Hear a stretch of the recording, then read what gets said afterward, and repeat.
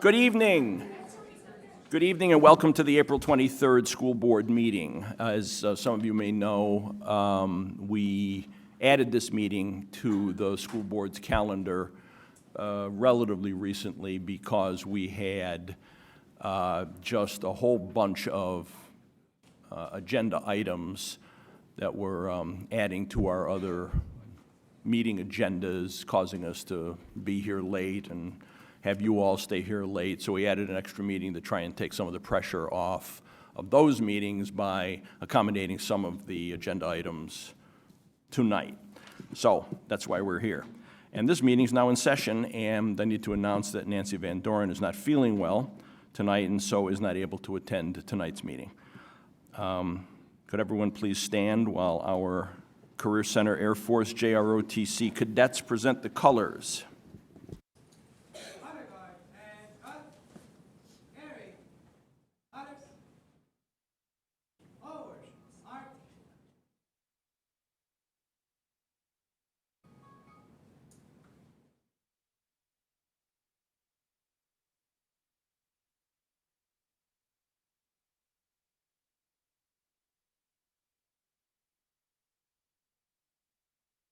Color guard, halt, present, colors.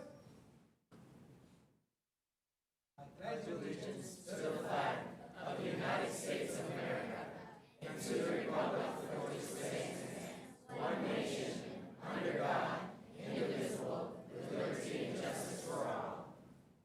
Order, colors. Forward, march.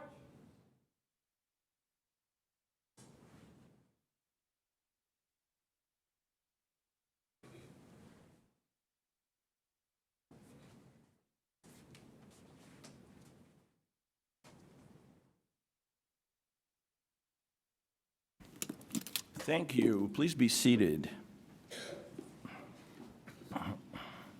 And tonight we have three recognitions. First, we have a group of Claremont students who participated in the Explore a Vision science competition. So I'd first like to invite Claremont Principal Jessica Panfield forward to introduce the recognition.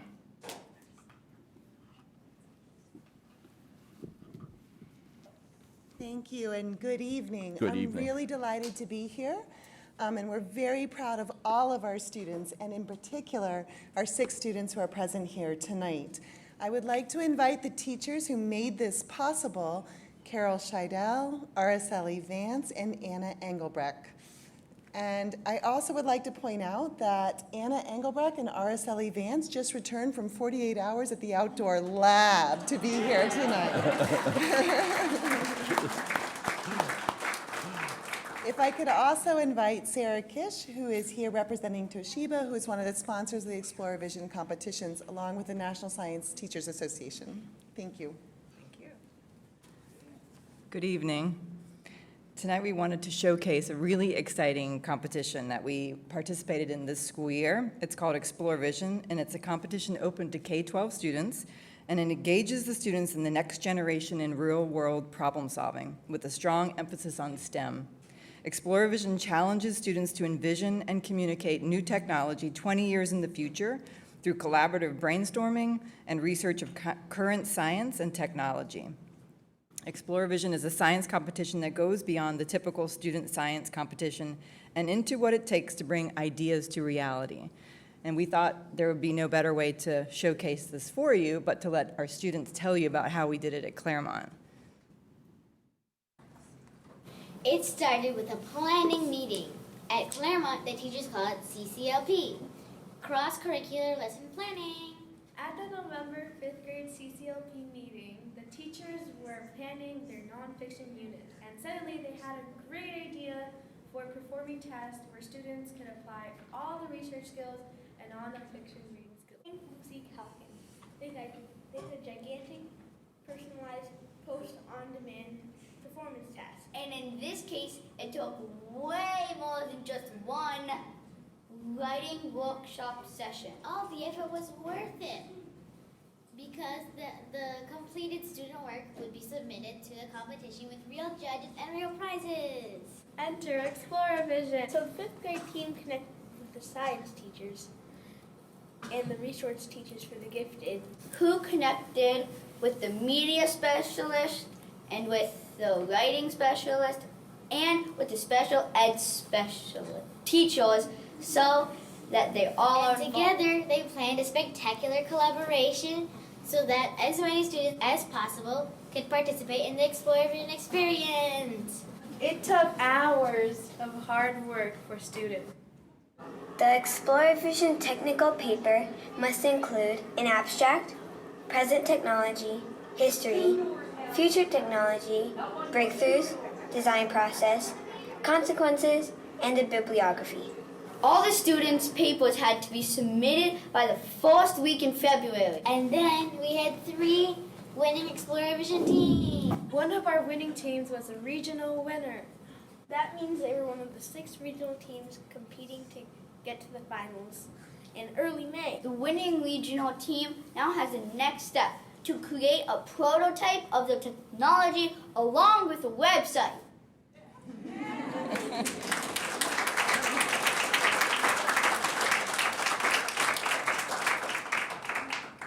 So we thought we'd introduce these students to you now. We have 2 groups of students that were honorable mention students. A 5th grade team, Camila Cromfley and Leah Rodriguez. Come forward.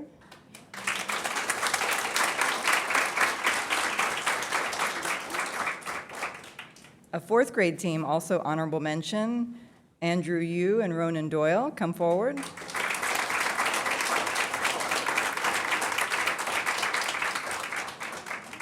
And very excited to announce our regional winners who did develop their prototype, as you can see. And those 2 students, 5th graders, Micah Vance and Karen Lamson. Come forward.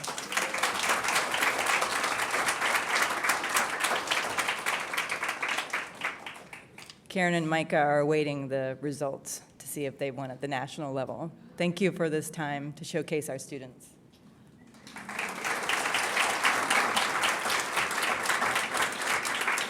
So we'd like to get a picture Sure. with all of you folks and with the board, but first, there's a couple of questions, if you wouldn't Sure. mind entertaining some. Not at all. Yeah, you can't bring something like that and not have us ask you to tell us a little bit more. We're so happy that you're Could we asking learn a us little to- bit about the about project? more. And- Please. So bring the prototype up, and then we'll let this. Micah can talk while I show. Yeah, so Micah, step up to the microphone and introduce yourself. So go ahead and talk while your mom's showing. Hello, Micah, and this is Karen.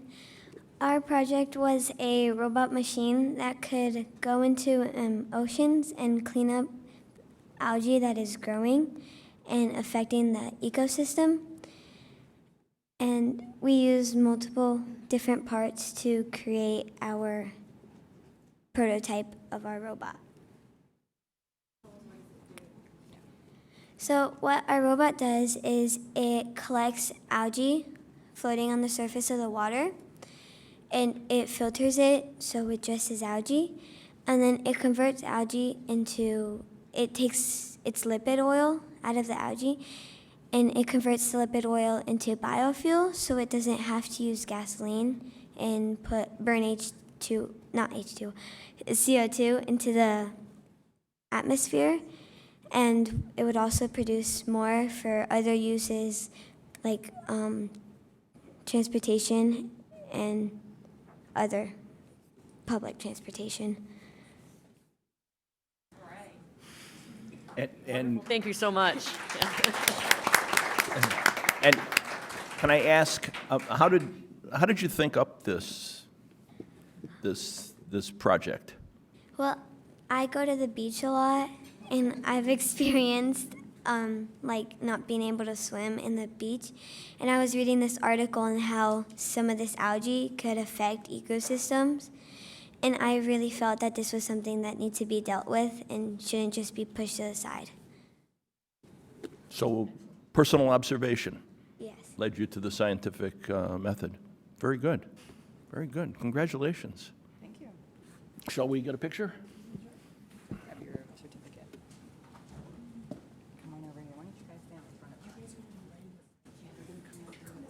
Yeah, let's go in the middle here.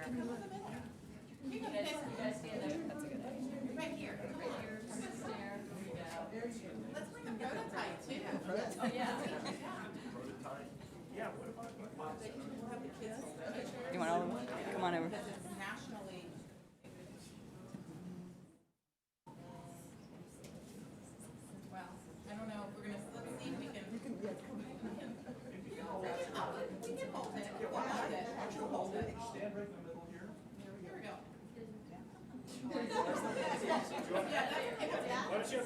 Why don't you have this in front, hold it? Yeah. Instead of your certificate. Yeah,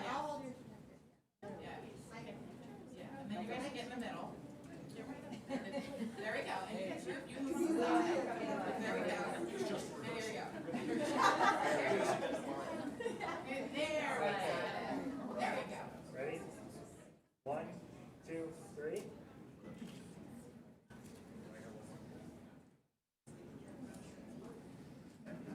One, two, three.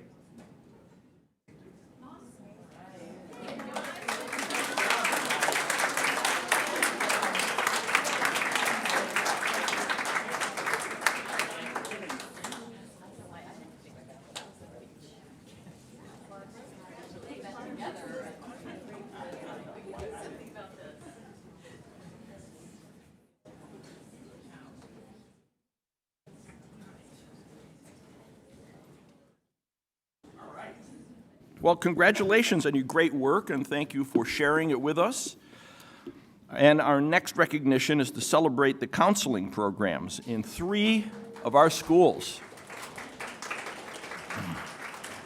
And Pam McClellan, who is our supervisor of counseling services, will present this recognition. Pam? Yes.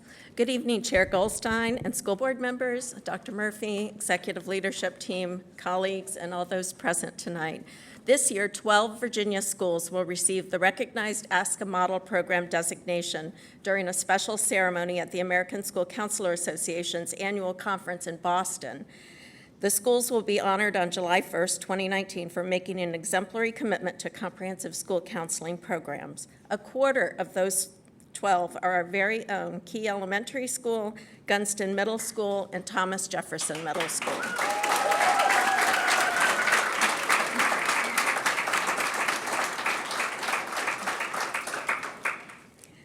While not a fancy event like the dinner ceremony they're going to enjoy in Boston, we're also recognizing them tonight for this outstanding accomplishment, and so we can thank them for the work that they're doing on behalf of our students. The RAMP designation requires a school to be aligned with all 12 components of the ASCA national model. These schools successfully demonstrated to third-party expert review teams that they provide a data-driven school counseling program using perception, process, and outcome data. Outcome data must positively address student achievement, attendance, and/or behavior. 4 of the APS, and I'm thinking 5, strategic plan goals are reflected through the work of these teams: student success and well-being, as well as operational excellence and partnerships. Each school has an advisory committee made up of community members, parents, students, school teachers, and administrators, all of whom provide input on the school counseling program. If you'd like to connect with one of these advisory committees, please reach out and I can connect you to your liaison school advisory committee. I'm sure they'd enjoy having you for an evening. They have 2 to 4 meetings a year. These school teams all scored high on their applications. We're doubly excited tonight as Thomas Jefferson Middle School received one of the top 3 scores in the entire nation and has earned the title RAMP School of Distinction.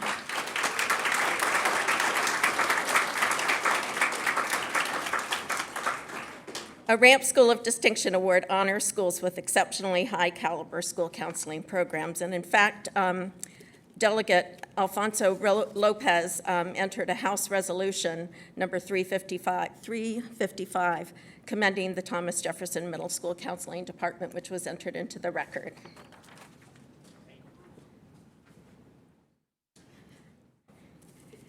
So now I'm honored to introduce to you Lori Dodson, school counselor of Key Elementary School.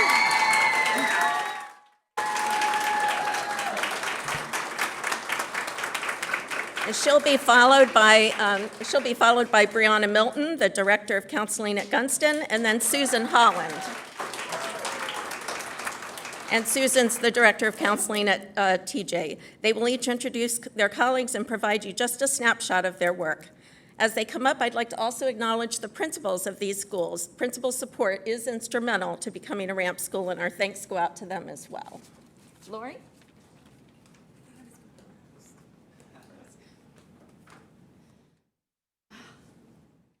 Okay.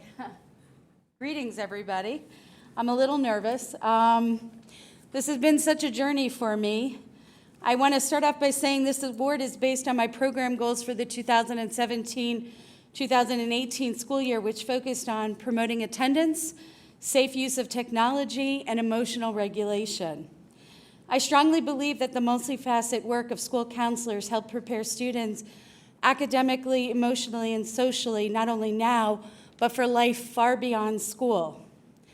I feel so blessed to be considered an integral part of Key School support system, where I'm able to bring a wealth of insight and resources to a variety of student-centered issues. And really, I wanted to thank so many people. The students, without which none of us would be here.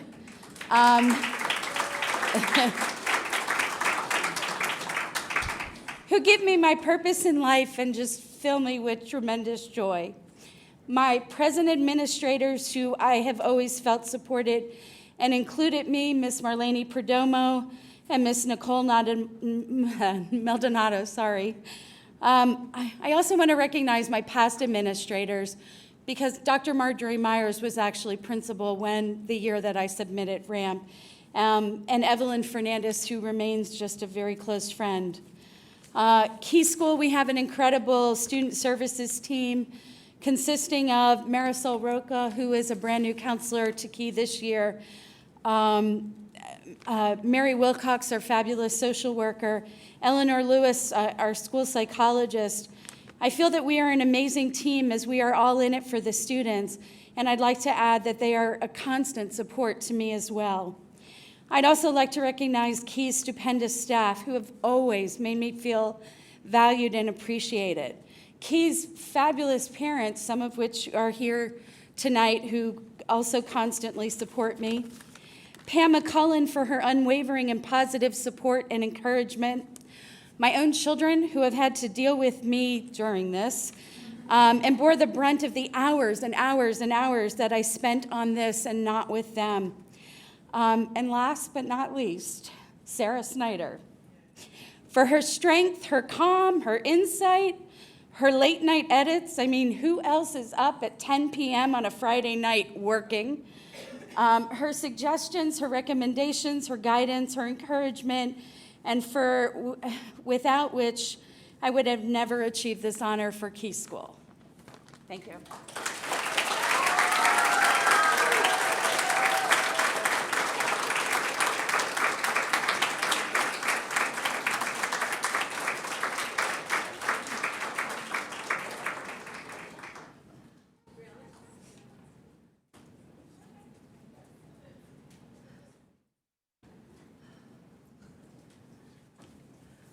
Hello, good evening. Thank you so much for having me and my team here. We are super excited to celebrate this opportunity, this award.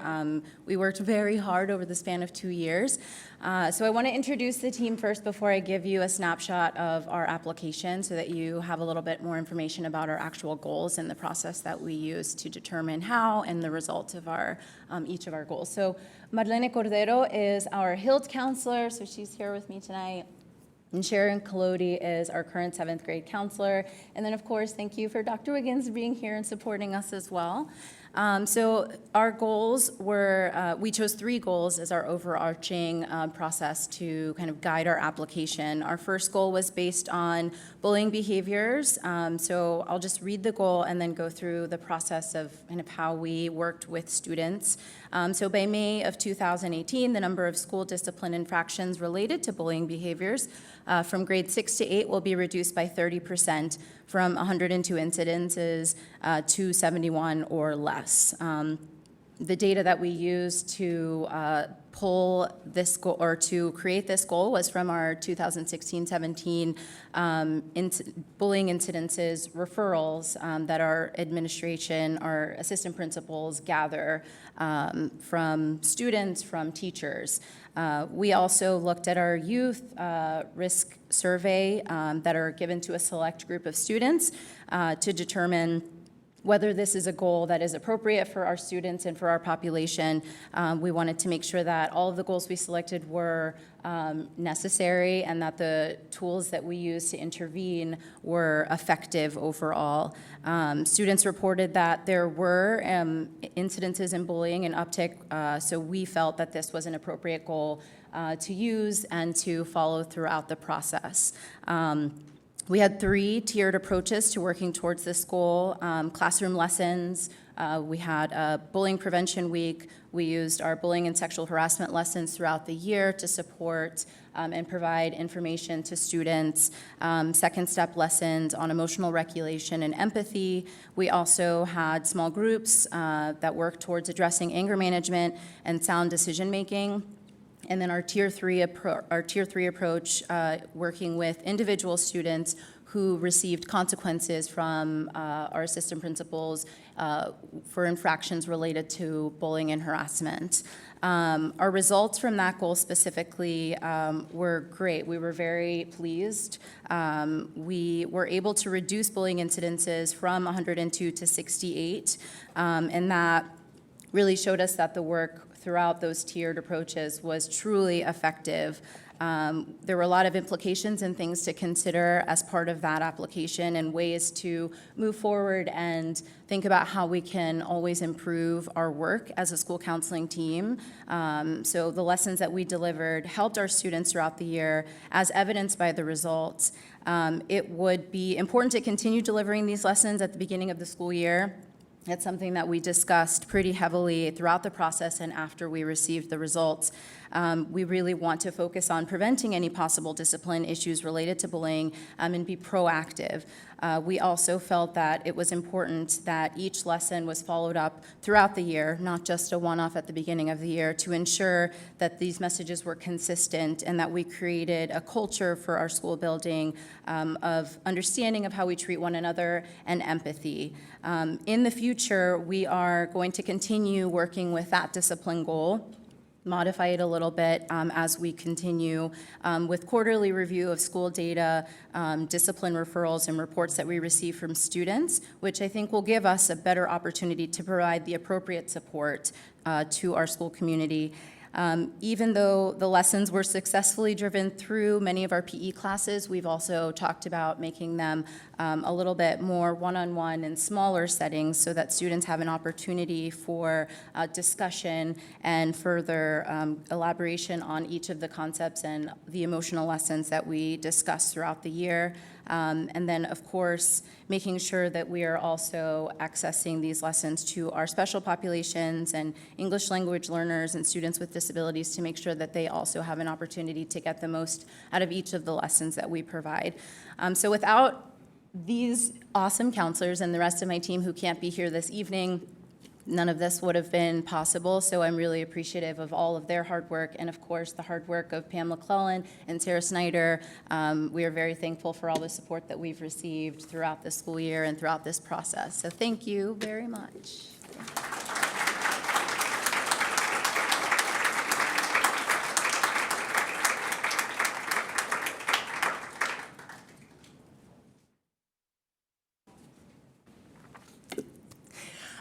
Good evening. I'm going to start off with introducing our amazing Thomas Jefferson Middle School team, and I'll ask them to join me at the podium. I'll start with our awesome principal, Keisha Bogan. Come on up, part of our team.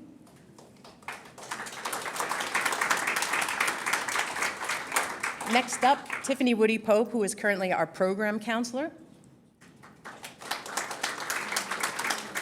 Anna Rodriguez, our health counselor. Susan Russo, our 7th grade counselor.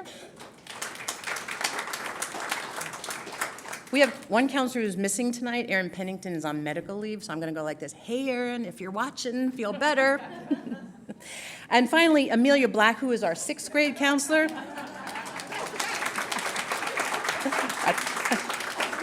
She's our sixth grade counselor, but more importantly, she was our program counselor last year. And Amelia took a leadership role in all aspects of applying for RAMP certification. My colleagues will certainly attest that this is an arduous, multi-year process where the devil is in the data and the details. And Amelia did a superlative job providing direction, motivation, and completing all of the documentation that's required for application. Her hard work certainly paid off, as evidenced by our RAMP certification, but also, as Pam mentioned before, our School of Distinction status.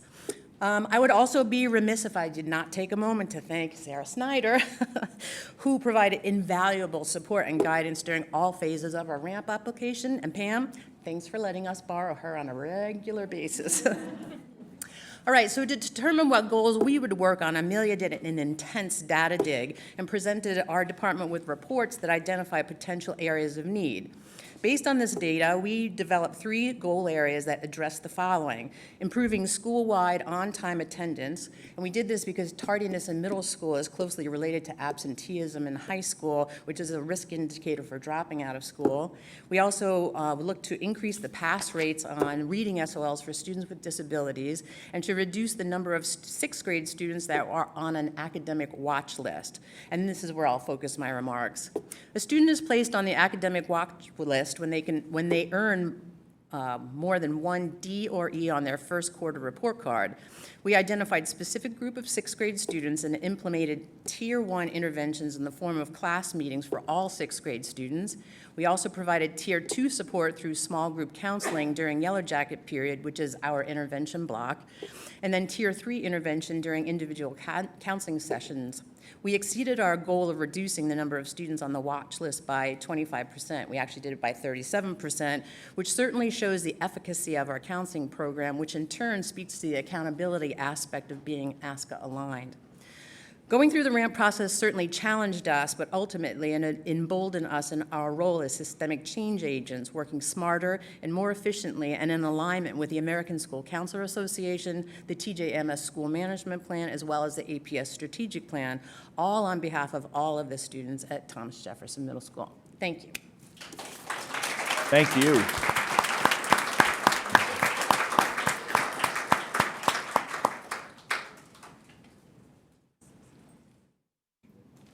Yeah. Okay, so we're wrapping up, and then we'll take a picture.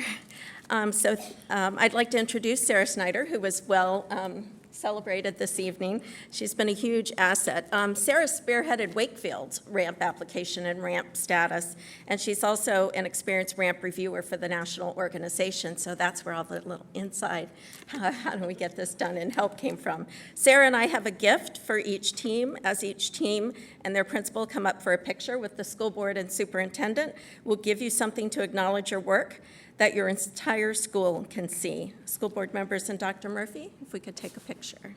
And Sarah, this is for you. So key school first.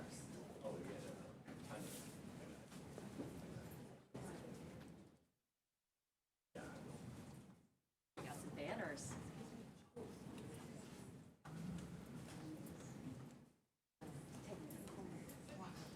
Take what?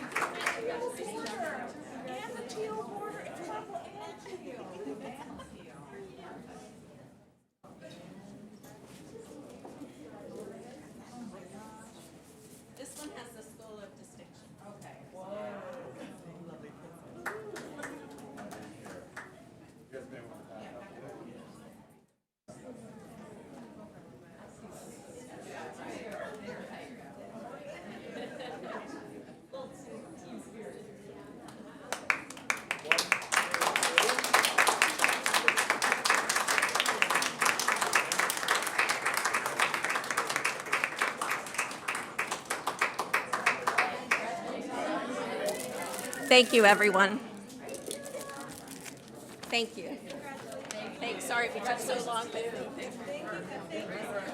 you.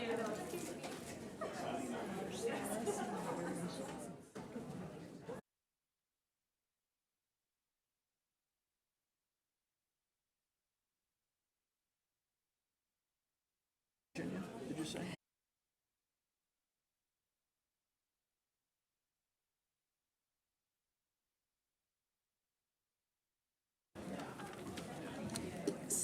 Sarah, don't go far. Sarah knows the technical. No, I just have a question. Okay. So 12 schools in Virginia Correct. got this ramp award, and 3 of them here in Arlington. Correct. Which is a quarter to outstanding. That's outstanding. And you should know Wakefield and Nottingham are already ramp schools. So we have 5. Right. I mean, okay. yeah, 5. I remember Wakefield. I didn't know about Nottingham. Yeah. Okay, so I have a question. So the mascots for all 3 schools are. Are you wondering if there's some correlation? Yes. Is there a relationship There's here? some correlation. Absolutely. Okay. That's real data Okay. knowledge there. It just jumps out at you. Was that your question? All right. Well, I actually Oh, did you have a question? That was the question. I actually have a real question. Oh, sorry. Do you have other questions? I have a question. Yeah. It's not as great of a question as Chair Goldstein's question. But I did have, you mentioned that Wakefield and Nottingham are also ramp schools. So do you have to get renewals for your ramp certification, and how long do they last? Yes, I think Nottingham is under the 3-year, but these schools, the 3 schools today, have 5 years. Wow. And so really, it's a 2 to 3 year process just to get to the point where you've collected all the data, done all the work in order to submit. So anybody who wants to submit needs to have been working on this for a couple of years. That's why it's such an amazing. So when you get ramp certified, you're certified for 5 years. 5 years. And then you have to do it again. Correct. Wow, thank you all for your hard work. That is impressive, and thank you, Pam, and thank you. You're That's welcome. really Congratulations to everyone. Congratulations. I know you did a significant amount of hard work to get this distinction. Sarah was, the best. Great counselors. Great Thank- counselors. A Thank team you. effort. Thank A team effort. Thank you. And our final recognition tonight will be presented by Elizabeth Harrington, our Supervisor of World Languages. Is she here? Oh, yeah, she's here. We'll give people a minute to exit the room and go home, turn their TVs on, and watch the rest of the board meeting. Did I say something funny? I encourage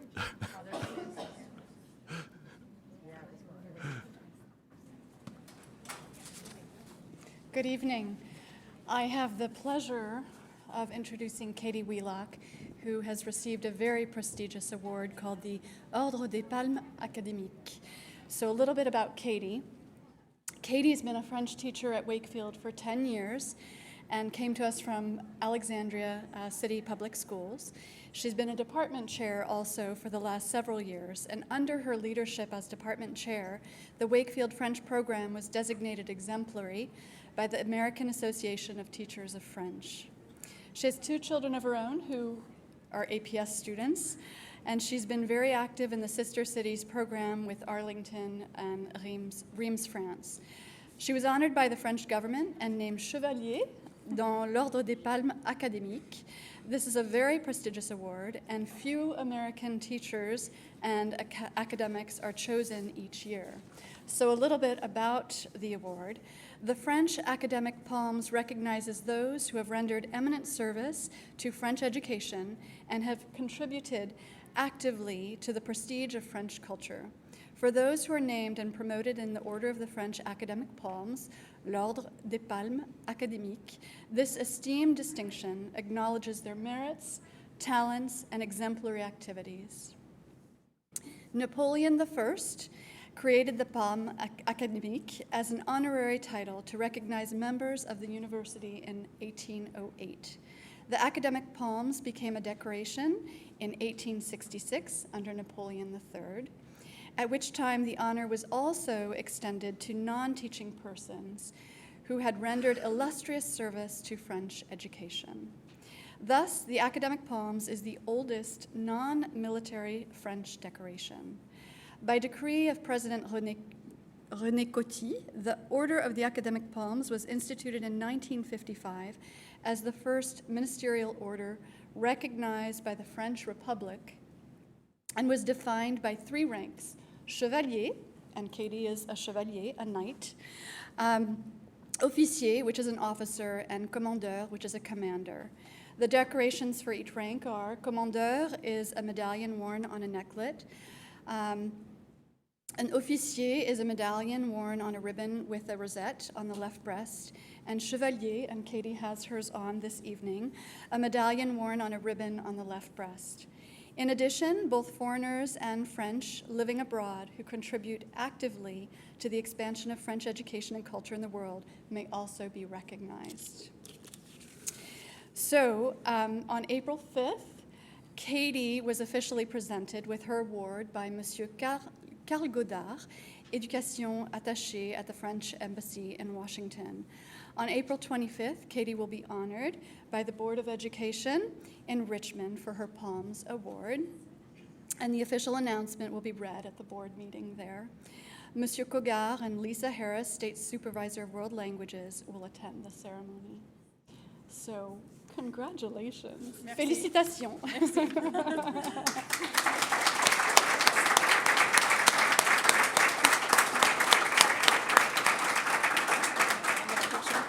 Well, I know that, I believe, a photo op with board members and. Did you have remarks? Well, I didn't really prepare any remarks, but I will throw out that at Wakefield we have the French Honor Society through the American Association of Teachers of French, and over spring break we just learned that we had more national medal winners and honorable mentions than we haven't had in the past, so that was fantastic news. There's one other thing that I was going to throw out there, but I can't remember what it was because I'm so nervous being in front of all these people. So, but. Yeah, it's definitely a really great honor, and it's just my passion for the French language and culture through my teaching, my work with AATF. I'm the regional representative for the Mid-Atlantic states, so I oversee French teachers and their local chapters in Pennsylvania, Maryland, Delaware, Washington, and Virginia. So the award is more than just what I do as a teacher, although, of course, that is my greatest passion. Thank you. Merci.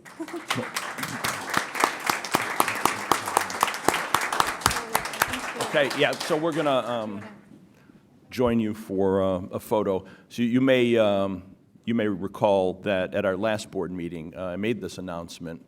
You weren't able to join us, so we had this arrangement today. And at that time, I had to pronounce the name of the award. Which, yeah, I know you're probably still cringing, but I noticed that you've kind of conspired to make sure that didn't happen again tonight by having someone who can actually pronounce it more fluently than I can. So congratulations. Thank you.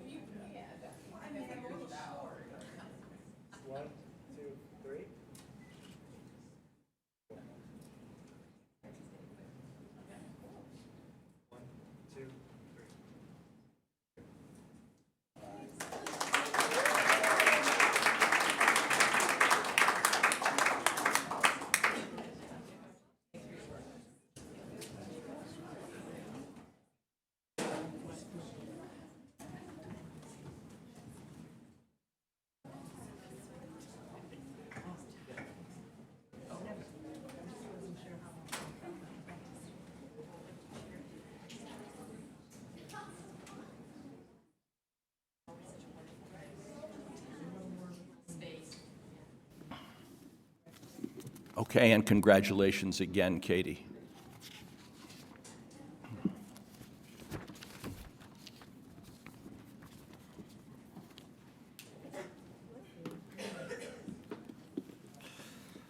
And we are now at announcements. And our school board, wait for a minute for people who aren't going to win the school board's community award to leave. Yeah, attendance award. Okay, our school board policy subcommittee will meet tomorrow, April 24th at 1 p.m., and again on Thursday, the 25th, at 2 p.m. in the school board conference room. On Friday, April 26th, we will hold a closed meeting and also a committee of the whole meeting at 8 a.m. in the board conference room. I also want to make sure everyone is aware of some changes to our schedule of upcoming meetings. We have moved budget work session number 7 to Thursday, May 2nd at 7 p.m.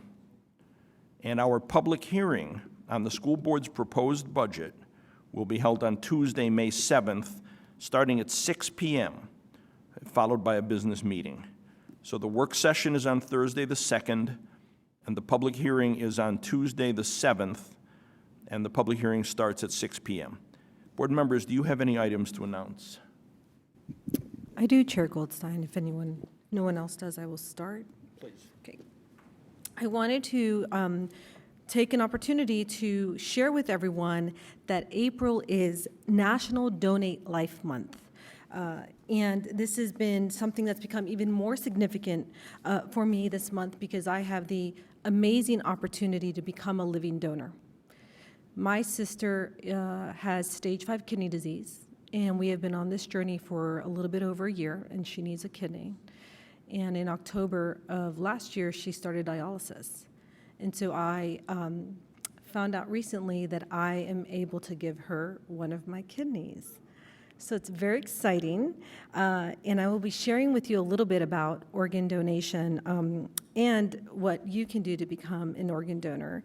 But I did want to inform the community that that surgery will be taking place May 16th. So I will be out of the office, per se. We do a lot of our work in the community, so the whole community, our office, as of May 12th, because I will have to travel out of state. And I will be returning. The first school board meeting that I will plan to attend physically is the school board meeting on Tuesday, June 18th. And I'll be calling into the school board meeting on Thursday, June 6th. Per Virginia code, we are only allowed to call into 2 meetings and actively participate. So I will be strategically figuring out which of the many meetings between May 13th and June 16th that I will be calling into, but I plan to call into June 6th board meeting. And I will be missing the May 23rd school board meeting and the work session on May 28th. But I will be watching from wherever I am on TV. So I did want to share that news with you. I am very excited for this opportunity. And because I've been learning a lot about donation, I thought, and it is actually the National Donate Life Month is April, I wanted to share a little bit about that. So bear with me. This year's theme is Life is a Beautiful Ride. For the 2019 National Donate Life Month theme, Donate Life America was inspired by bicycles and the phrase, life is a beautiful ride. Like the donation and transplantation journey, a bicycle serves as a symbol of progress, renewal, and the moving circle of life. And I take that to heart because my mother died of a kidney disease, and she needed a transplant, and there was not a kidney available for her. So it is progress. There's come a long way from over 20 years ago when she passed and had the kidney disease to where we are today and to have this wonderful opportunity. So it is truly the moving circle of life, a symbol of progress and renewal.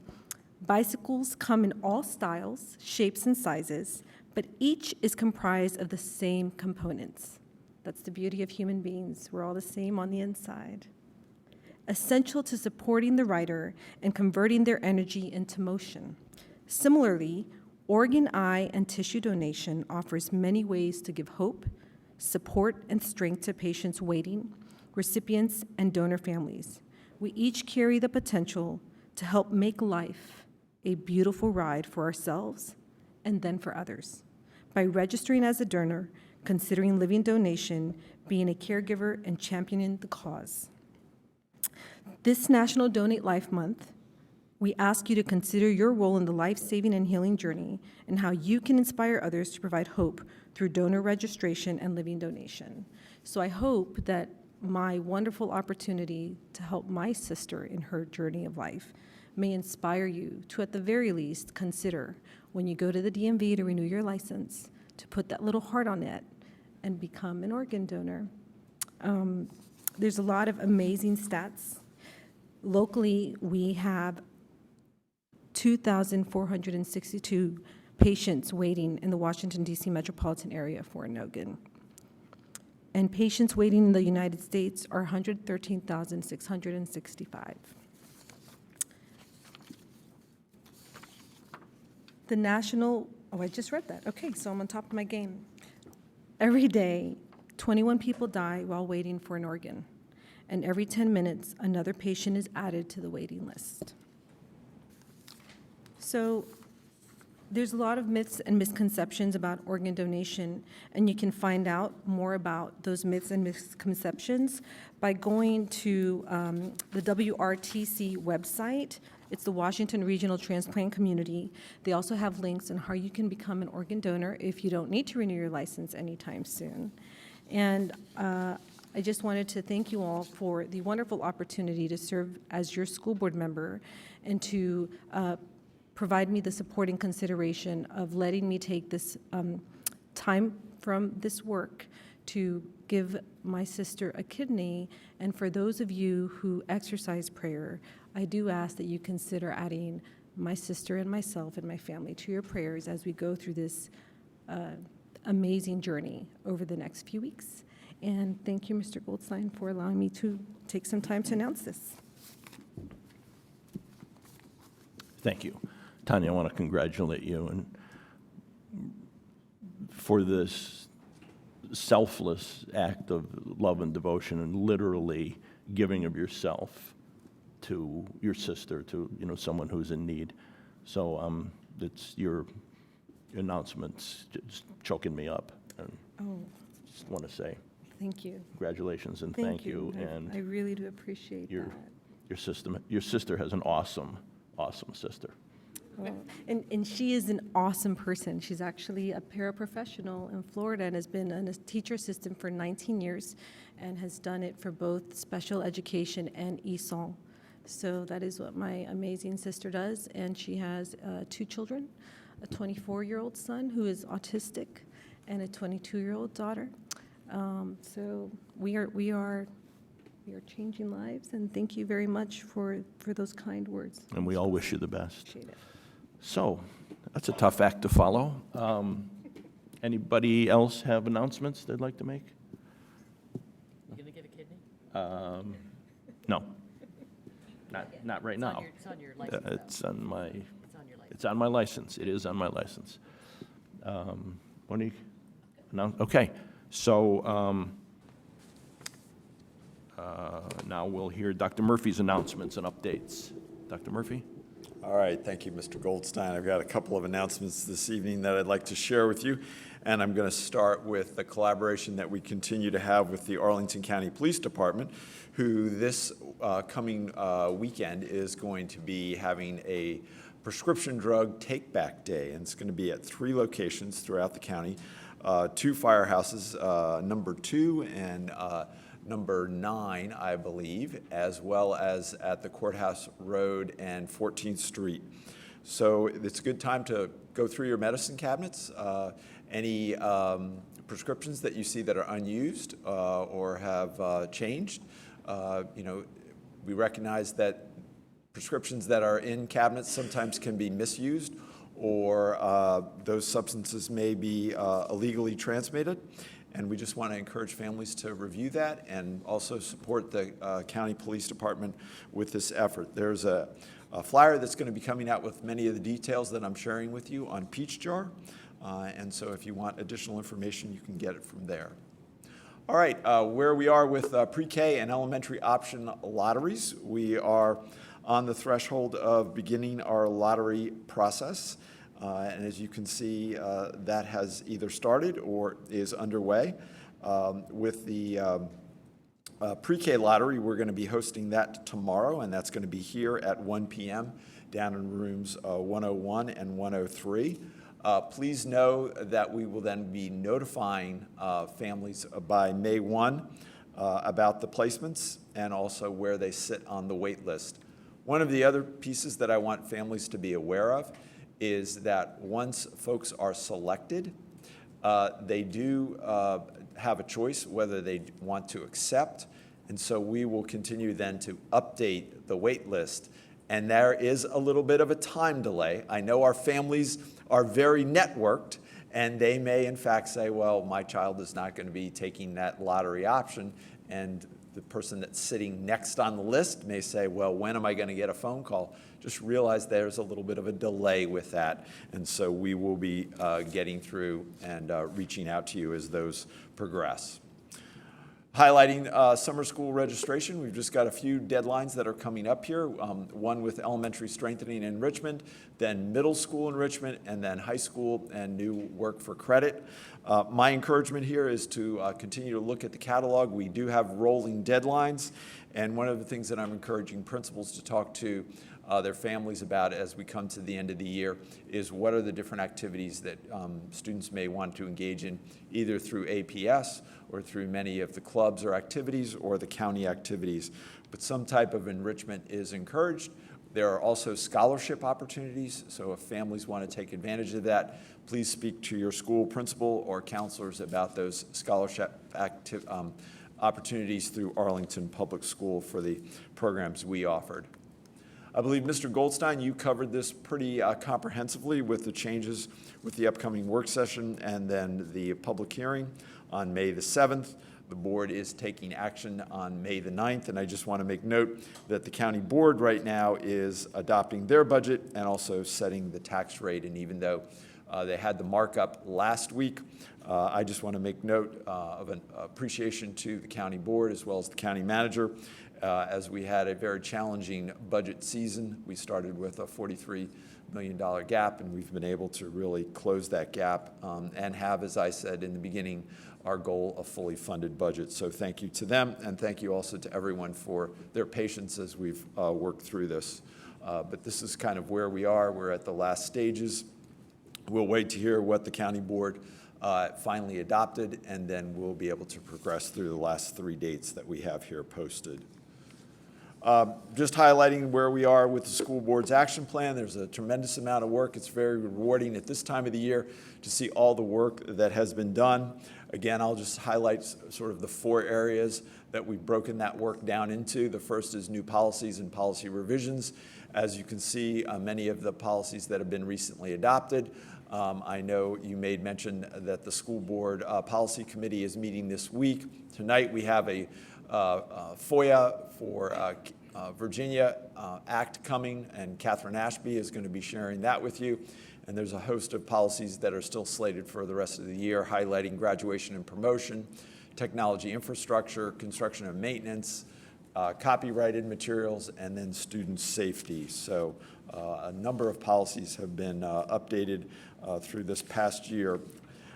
I also want to make note that, and I'm going to turn to Sarah Putnam for this, where we are with the equity inclusion policy as well as transgender and gender nonconforming youth. And then I'm also going to ask Sarah to talk a little bit about where we are with the K-12 instructional program pathways. So Sarah?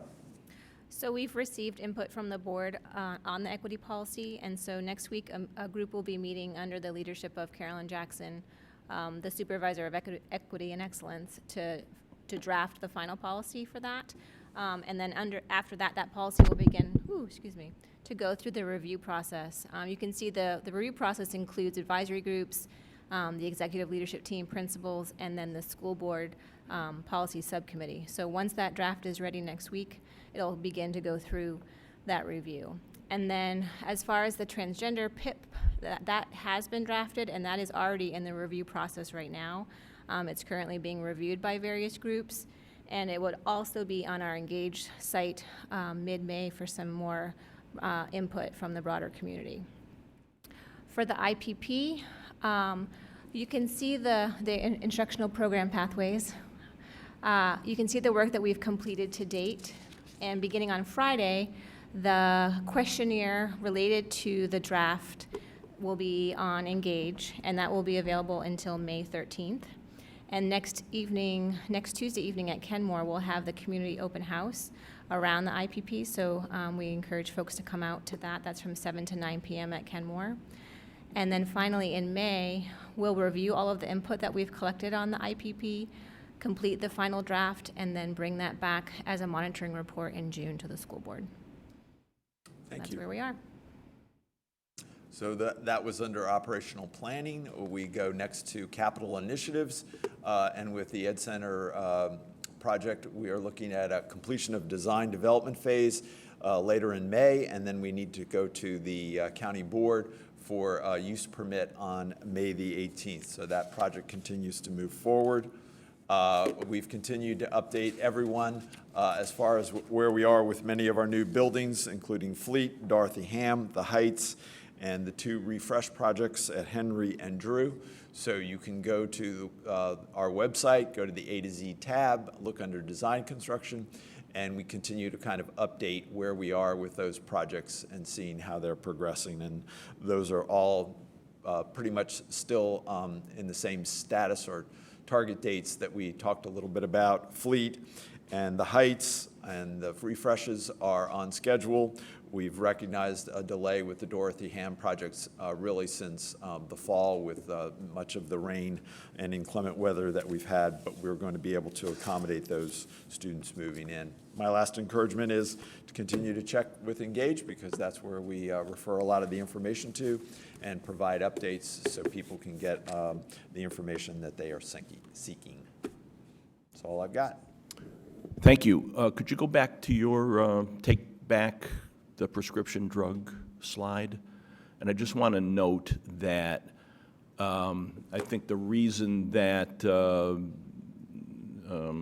whoever it was who established this Take Back Day was because it was realized that flushing old medicine down the toilet is not a great idea because of the way it gets into the the water system.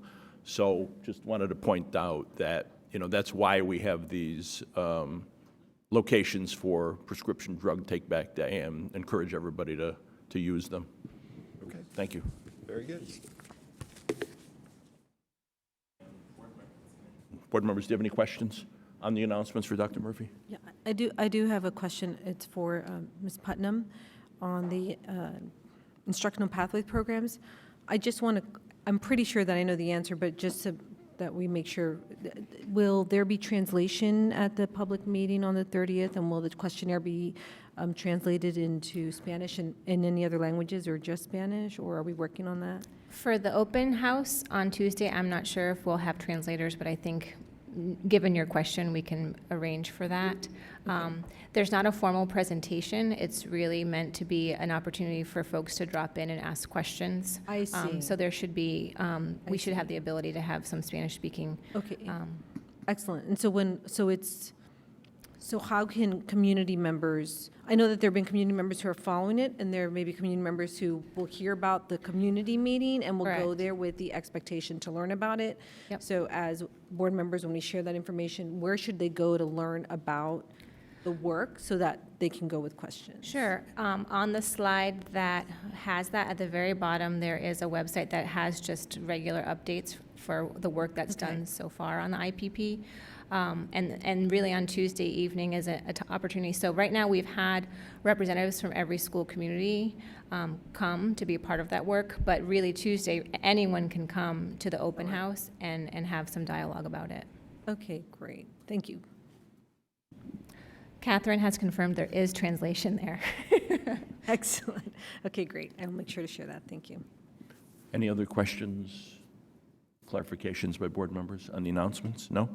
Okay. Thank you very much, Dr. Murphy. We're now at the consent portion of the agenda. May I have a motion, please, to adopt the consent agenda? I move to adopt the consent agenda. Thank you. Is there a second? Second? Thank you. And all in favor, please indicate by saying aye. Aye. Any opposed?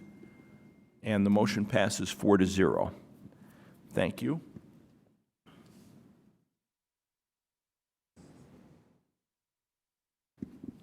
And I was just scanning the agenda to see if there was anything of note on the consent agenda that we adopted, but there's a bunch of minutes and I'm happy to discuss the board policy E-3.3 that was adopted.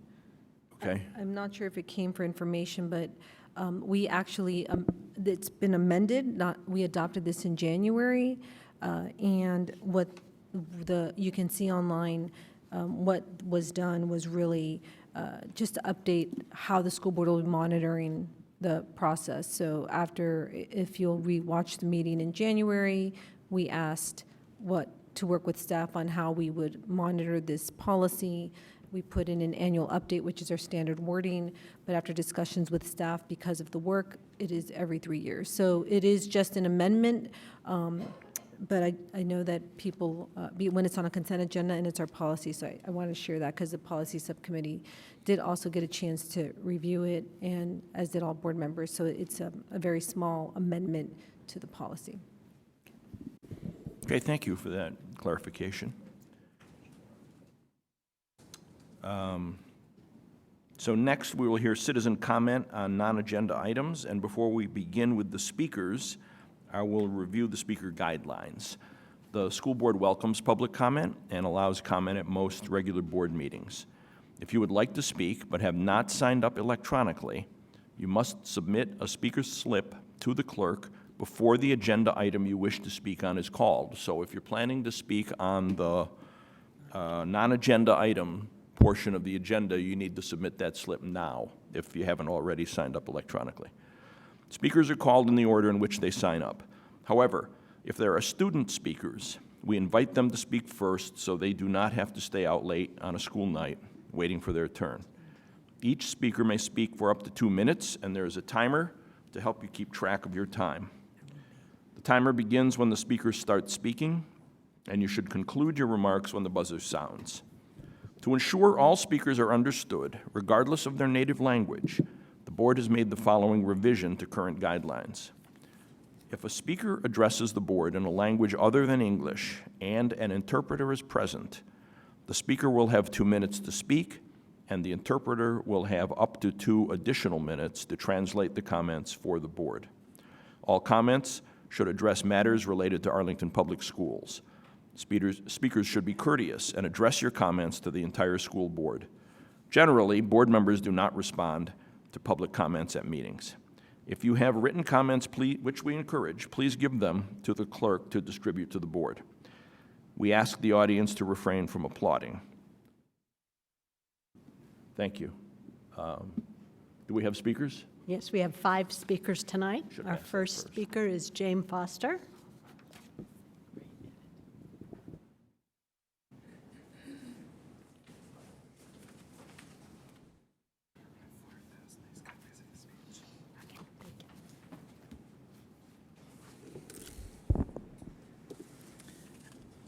Good evening, members of the school board and Dr. Murphy.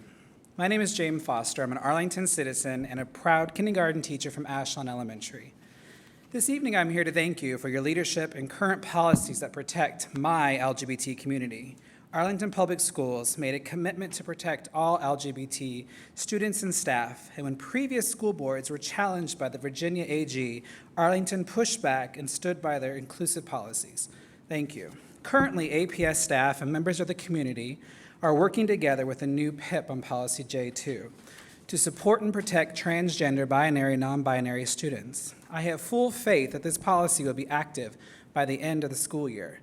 Please stand strong and stand by this PIP and our students and staff. Every single Arlington student and employee should feel safe and completely comfortable in all of our schools and work locations. Thank you for making this a priority.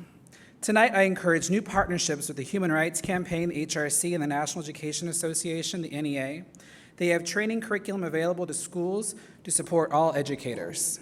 When this new PIP is active, Our educators will need support from administration and the school board. HRC and NEA's trainings would help build bridges and understandings of inclusiveness. Please review HRC's materials that I have provided. Recently, my colleagues and I hosted HRC and NEA. 2 beautiful books were read aloud and a discussion organically occurred in the classroom. When I was in elementary, many years ago, the reading of LGBT inclusive literature would have improved my educational experience. Seeing someone like me on a page of a beautiful book, someone just like me would have made a big difference. Finally, and most importantly, it is imperative and incumbent that this school system not condone or support any business that is anti-LGBT policies. Thank you. This negates all of the improvements that you have made. Thank you. Thank you for coming in this evening, James, and sharing your thoughts with us. All right, next, we have Susan Dubois.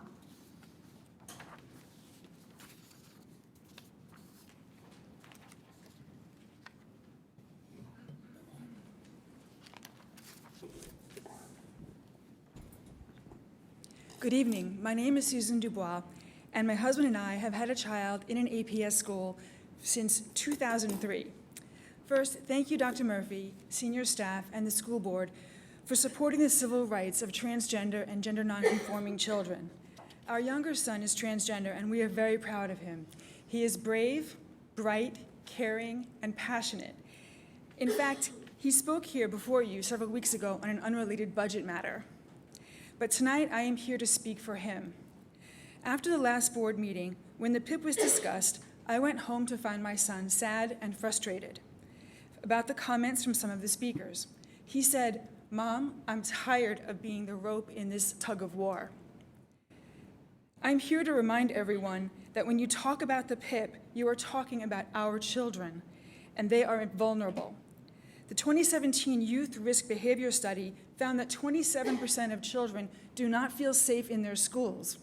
35% of them report being actively bullied. The PIP will help our children feel safer in schools, which will decrease absenteeism, improve their grades, and help support their mental health. Our children deserve policies like this that ensure their safety and promote their self-worth. I understand that some parents are afraid of the impact, but when your fear marginalizes our children, you leave them at risk to be bullied, beaten, or worse. When AGIA last year began meeting with APS, we didn't ask for the development of a class on gender politics. We simply asked for dignity, privacy, and equal protection for our children, really for all APS children. I understand parental fear firsthand. Transgender kids are at a higher risk for depression, suicide, violence, and murder. That is parental fear. Finally, my children's rights shouldn't end where other people's discomfort begins. Thank you. Thank you very much, Susan, for coming in this evening. Thank you. Next speaker is Julie Alexandrin.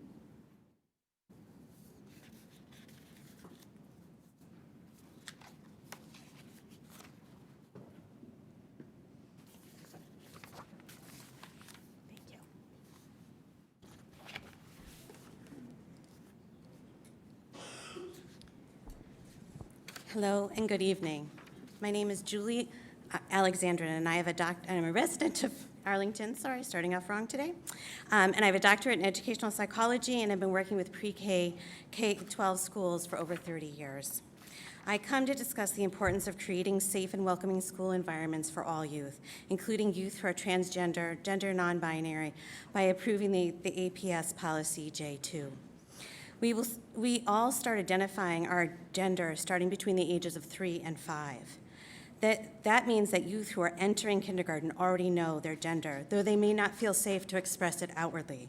They may hide their true gender if they have been told directly or indirectly that the gender that they associate with, male, female, neither, or both, is not okay for them, and that's what happens and makes the schools unsafe. Before we start talking about unsafe schools, we also need to talk about some of the commonly held myths about gender. one that everyone is either XX or XY. Though through normal genetic growth and duplication, changes happen chromosomally, which result in not just XX and XY, but instead a normal array of chromosomal possibilities, and hence a spectrum of gender. Also, the myth that gender is connected to testosterone and testosterone and estrogen, that men have more testosterone and women have more estrogen. Again, this is also false. There is no dividing line that when estrogen at a certain level or testosterone at a certain level determines the gender of the person, again, creating a gender spectrum. As there is a gender spectrum, youth come to school with all gender identities across the spectrum. Allowing students to use bathrooms of their gender identity and to have gender-neutral bathrooms are so important because it creates a safe environment for all youth. And this is important so that students can use their frontal cortex in learning. Thank you. Thank you very much for coming in this evening. Next, we have Josh Folb.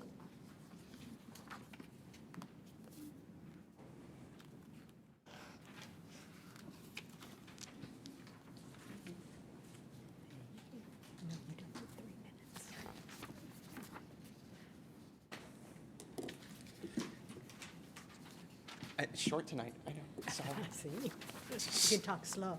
Yeah, I'll talk real slow. Good evening, members of the school board and Dr. Murphy. My name is Josh Folb. I'm a resident on Columbia Pike. I have a fifth grader at Hoffman Boston. Where have the years gone? And I am here as chair of the AEA Compensation Committee. I have come to you tonight to remind you to keep your compensation promises to your employees and ask that AEA have a seat at the table as final compensation decisions are made in the coming weeks. Decisions that help with APS's ability to recruit and retain those who could easily make other choices should promises not be kept. But where there's a will, there's a way. First, the story of an APS employee I know well, who we will call B. B, who is due a 5% step next year, would get no more than 3% under any COLA proposal that has been floated by staff. B, who was also caught in the surplus debacle, and while preparing her resume, discovered she would make 12% more if she left for a neighboring county. B, like all APS contract employees, also have until August 1st to make the decision to give notice. B likes APS and would like to stay as long as pay promises are kept, and where there's a will, there's a way. Currently, the only proposal that allows APS to keep its promises and give every employee a raise is the AEA plan.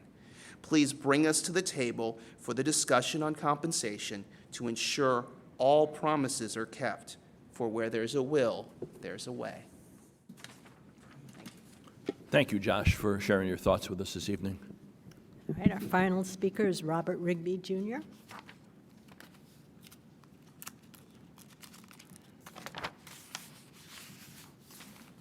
Thank you. That's okay.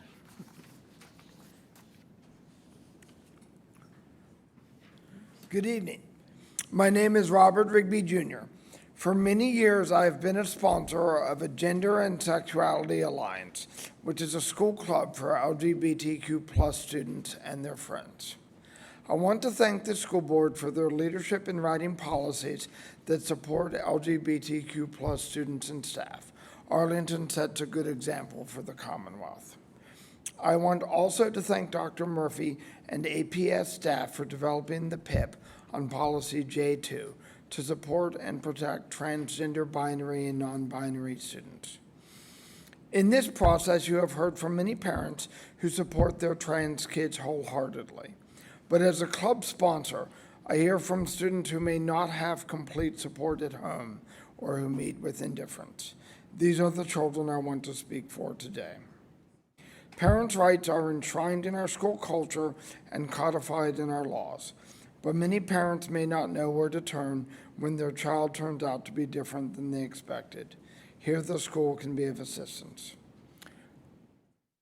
4 times in the past year, I have heard of a trans child in Northern Virginia who has taken their life because they were not supported somewhere, be it at school, among their peers, or at home.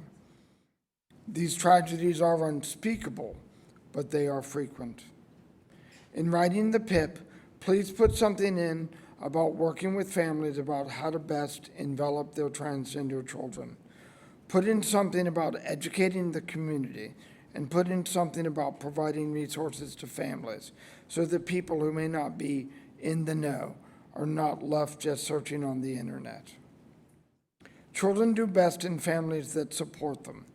Their emotional well-being, their academic success, and their very lives may depend. My time is up. Thank you for listening. Thank you, Robert, for coming in this evening and sharing your comments with us. That's it. All the speakers, thank you very much to all the speakers.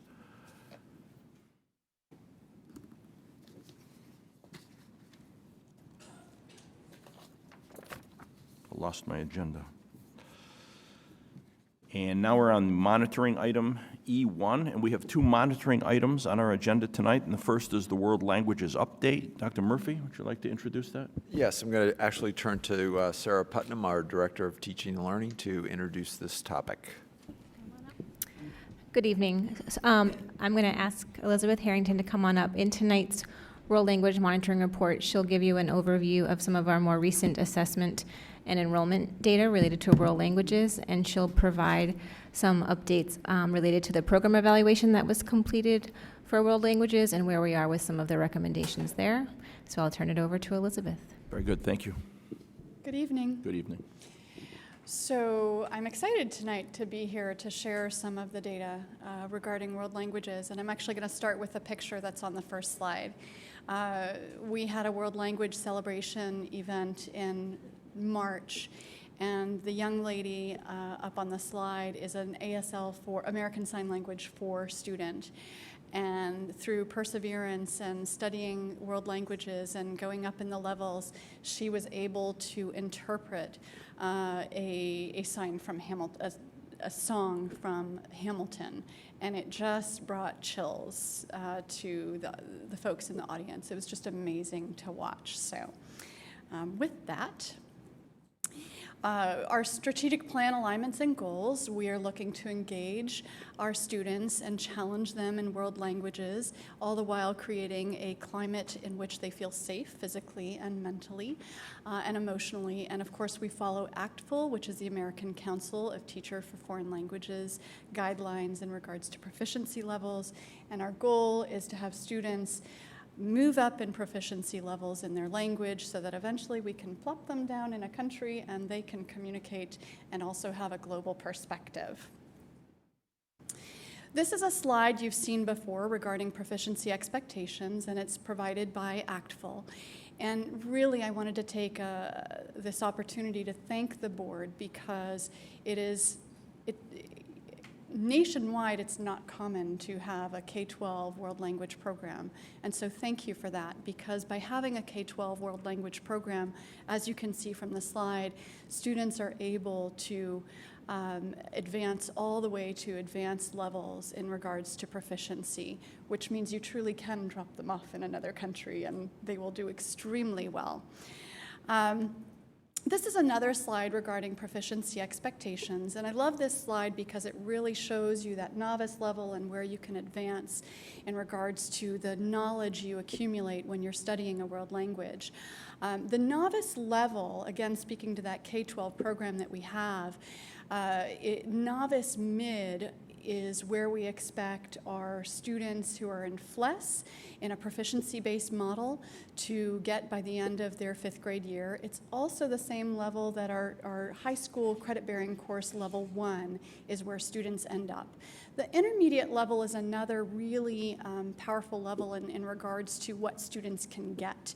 The intermediate mid is where a student receives the seal of the Virginia seal of biliteracy on their diploma. And so most of our students who reach that level have studied a language and have gone up to level 4 or level 5 in a world language. The way we measure how students are doing is we use a test called the STAMP test. It's a proficiency-based test. I put an asterisk there. I did not forget 2016. We did use a different measurement in 2016, and I just wanted to make sure we were able to compare apples to apples. You'll note that our scores actually dropped from 2017 to 2018. The schools that were tested in both of those groups were different schools. And one of the schools in 2018, which is Drew, which has the Montessori program, is not a proficiency-based model. It's more of an exploratory model because students move at their own pace in Montessori. And so if they were ready for FLES, then they come to FLES and they have some exploration versus the proficiency-based model. So that did help, well, consequently those scores dropped. I'm showing you speaking and writing because, as I mentioned with the Virginia Seal of Biliteracy, the Virginia Seal, the way they measure that is by looking at speaking and writing scores. This is our 5th grade immersion stamp data, and so I'm going to actually go back for a minute. In the 5th grade FLES, you'll note that those are the percentage of students at or above the novice mid-level, which I shared with you in the triangle. Our 5th grade immersion, we're looking at the intermediate low level, and as you can see, our students are doing brilliantly. By the time they get to middle school with immersion, again, our students are doing fabulously well in speaking and writing. They have already, at that 8th grade level, reached that intermediate mid proficiency level, which is what the seal, the Virginia Seal of Biliteracy expects. Here's a look at our middle school enrollment. You'll see that our most popular language is Spanish, followed by French and Latin. And then in terms of students who are participating in high school credit-bearing world language courses in middle school, you'll note the orange in the graph are the percentage of students, of 8th grade students that are enrolled in a level 1 or level 2 course. And the blue behind shows our growth in enrollment. Here's our high school enrollment by class and by language, not by class, by language. And our popular courses, or our most in-demand courses, are still Spanish, followed by French, and you'll notice that ASL is definitely on the rise.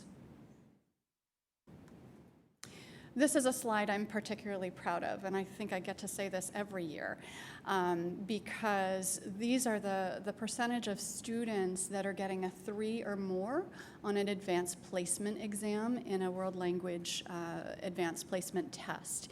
And I want to explain what the APS versus global means. So if you look at Chinese, for example, the global means that we're not just comparing students in the United States that are taking the exam. What we're doing is we're actually comparing ourselves to native speakers. So for example, there are a number of Chinese nationals that are taking this test, knowing that they're going to come to university or college in the US and wanting some credits, and so they're taking some AP exams. Same with the other languages, and yet still, if you look at the first bar graph, where it's the total in terms of the averages, we outperform the global statistics in terms of students receiving a 3 or more on advanced placement tests in world languages. This is another slide that I'm particularly proud of, simply because we're all about removing barriers and validating or valuing what students already know and come to the table with. Since 2015-16, we have administered a credit by exam or given that opportunity for students to where they can receive up to 4 world language credits.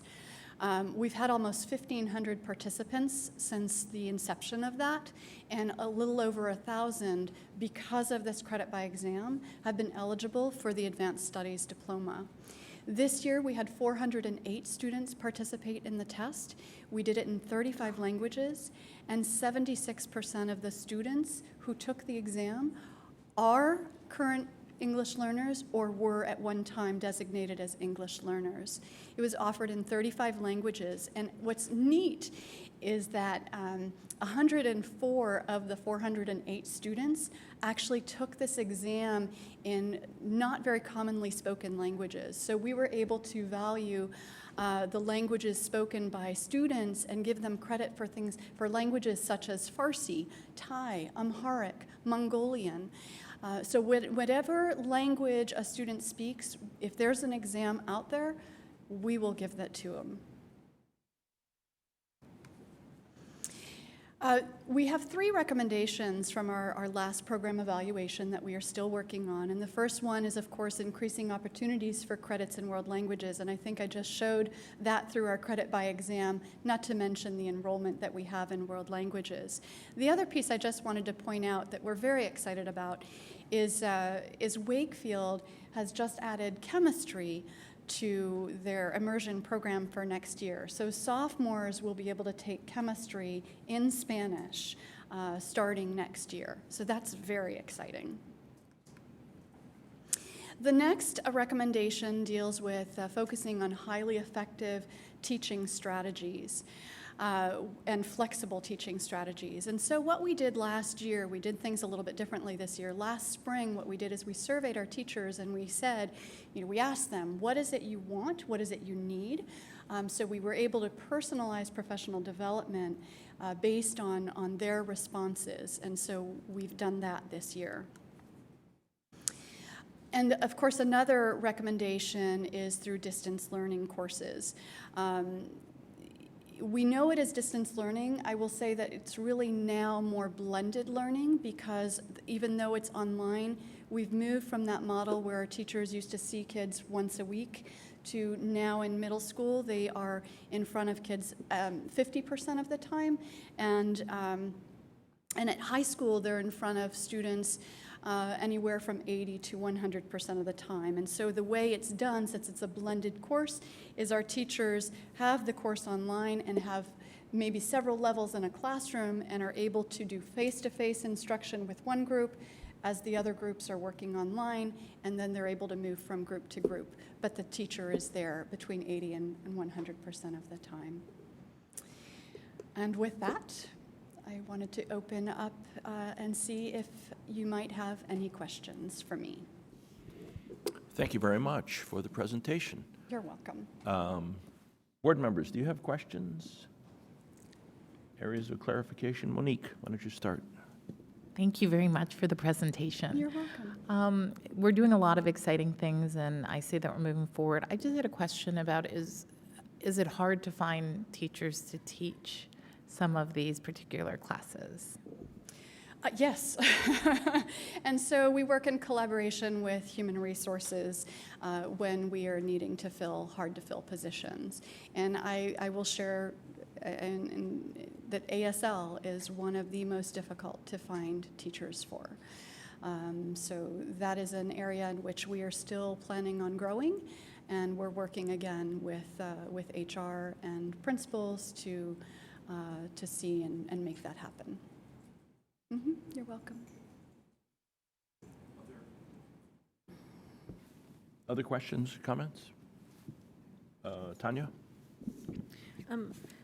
You may have gone over this and I may have missed it, but on slide 11, where we're looking at the comparison data with APS and global, there are numbers listed in the blue bars. Are those the number of students that took the test? Those are the number of students that took the test. Okay. And then the percentage is the number of students, it's not the number, but it's the percentage of those students that passed with a 3 or more. Okay, and that's what we're comparing is, we don't know the number of students that took it globally, but the percentage of the students took it globally that passed 3 or more. That's the comparison. That's correct. Okay, I just wanted to verify that. And then for the credit by exam, when students take the test, the exam, and depending on the number of credits that they get, does that go towards their diploma in APS? So then, because I know for our advanced diploma, we require 3 years of a consecutive language or 2 years of 2 languages. That's correct. So this will allow them to have more flexibility in their schedule. Yes, it goes on their transcript. They don't get a grade, they get a pass, Okay. and it shares which language and what levels they get credit for. But they could get this, they could take this exam get the pass and the credits. And then, so if they got 2 credits, then they only have to take 2 years of a foreign language and they could still qualify for the advanced diploma. That is correct. Perfect. Thank you. I just wanted to clarify that. Thanks. This is wonderful. It's a wonderful program. I'm excited we do this. Thank So you. Thank you for your work. Barbara? Thank you very much, Ms. Harrington. And I do want to thank you for adding the number of students who took the tests in that bar graph, because that's an informative piece of information. I think I might have asked about that last year. So thank you for following up on that. I don't remember the slide number, but could you pull up the slide that shows the number, it's a bar graph showing the numbers of students in the different languages? I have a middle school and I have high school. Which would you like? Well, I want to talk about, but let's start in high school, actually. Okay. I want to ask about middle school also. I know it's a special case in some situations. So we do have a number of languages, probably, certainly German and Japanese, possibly Chinese and Arabic, where you're not filling classes at each school. That's correct. And we've had advocacy in the past where some certain languages were kind of possibly getting kind of phased out because not enough students were signing up. What's the status of that now in terms of those less subscribed languages? Are there any that are not being offered this year? That are not being offered this year, no.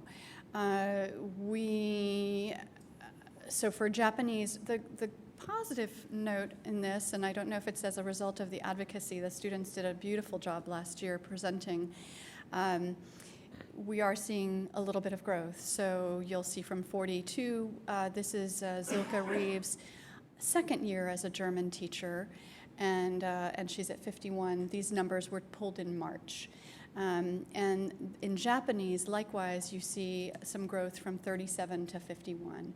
Where in Arabic and Chinese is the one course that I do not, at the high school level, have a teacher. We do Chinese through Virtual Virginia, so that is a distance learning model, except for IB Chinese at Washington Lee, where we have a teacher present.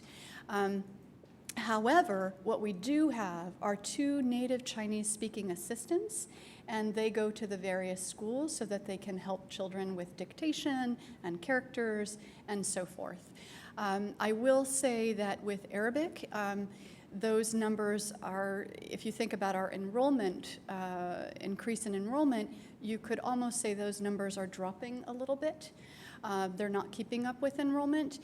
For next year, for projected enrollment, like levels 1 and 2, I have a class, for example, where at a high school I have 2 students who have signed up for level 1. And so in that case, what I will do is assign those 2 students to a Virtual Virginia Arabic class because I don't have the teacher to send for 2 students. So would you be able to say approximately, it sounds like in most cases you have a teacher for each language other than what you just said about Chinese and maybe Arabic, but for the other languages you have at least 1 teacher at each high school. It's a traveling teacher, so that's so perhaps 1 for all of APS in Japanese, say. Correct. So I have 1 German teacher for all of APS, and I have 1 Japanese teacher for all of APS.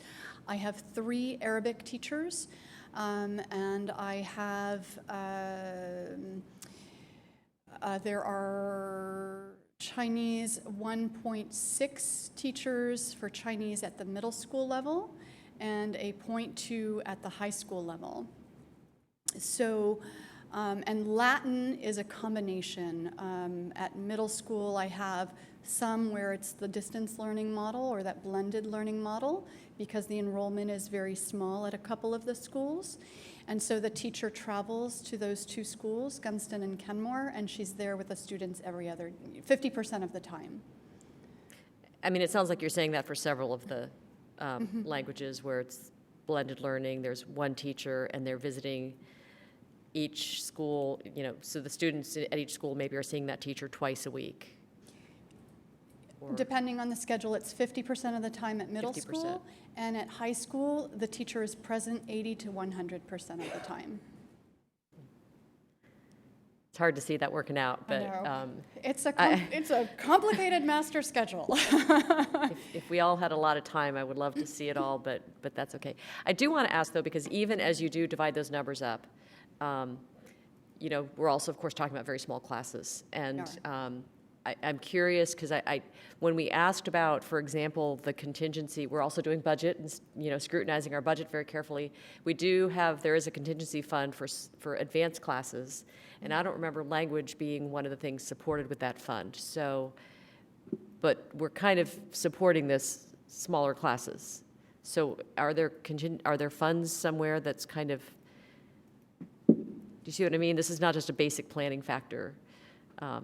I think ultimately what we want to do is be able to provide the classes. So it's a sensitivity that we have. We're working with the principals. They're going through that registration process right now. So we'll continue to monitor it. But I think the idea here, and you can see evident in the numbers, they're continuing to go in the right direction, and so we're growing these programs, and that's the biggest signal I think we can send. So we'll continue to support them so they can continue to grow. Excellent.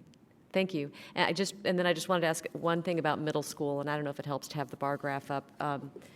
It really has to do with what I was told. I'm the liaison to Williamsburg, for example, and he mentioned how the middle school model, middle schools are run differently than high schools. You've got the different grades taking different classes at certain times of day, that it actually makes it harder, for example, to add ASL in middle school.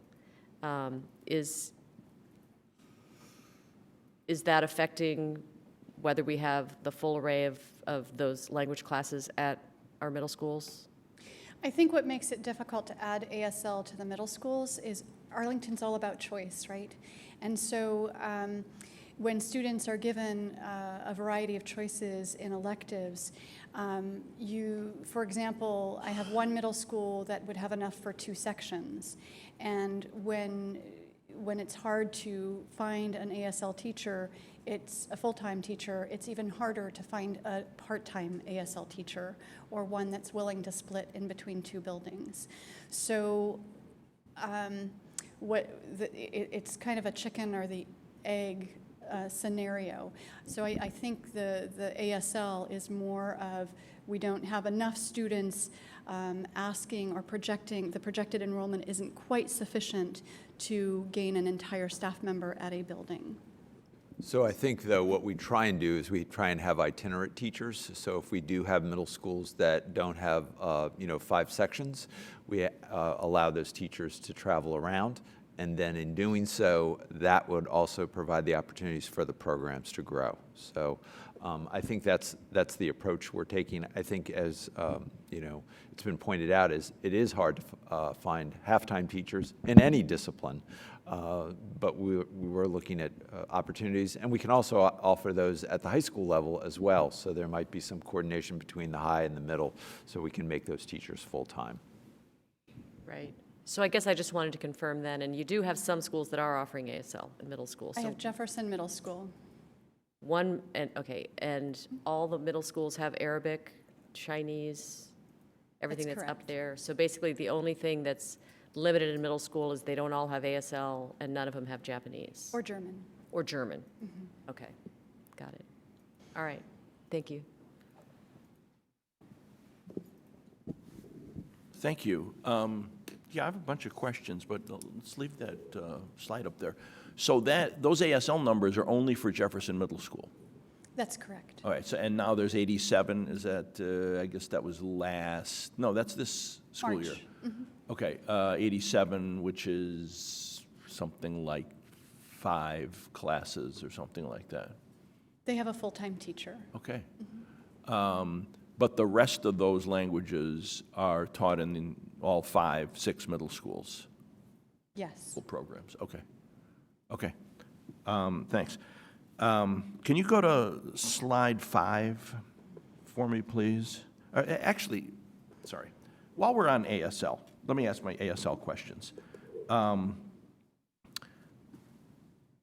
Because ASL is I don't know what the right term is, a version of English, I'm guessing that students don't have to struggle through the same things they have to struggle through with the grammar and, structure of other languages, like, declined nouns and conjugating verbs and stuff. They already know that stuff. It would seem to me, and correct me if I'm wrong, it's mostly the vocabulary, learning the vocabulary in the sign language. I just met with the ASL teachers yesterday, and they were talking about how there is actually quite a bit more to it. One of the things that students really have to learn, so for example, if I gave you a movie to watch and it had closed captions, you would have to be focused on those closed captions in order to not miss anything.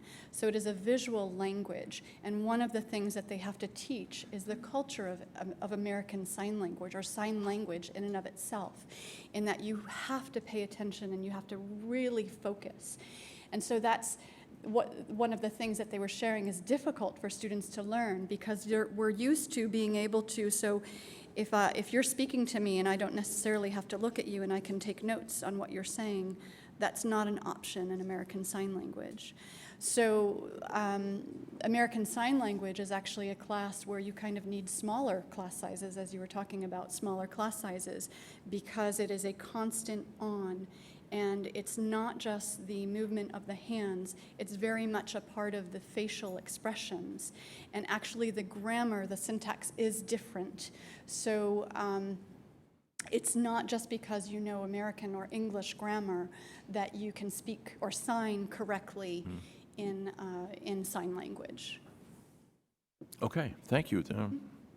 Thank you. I didn't know that.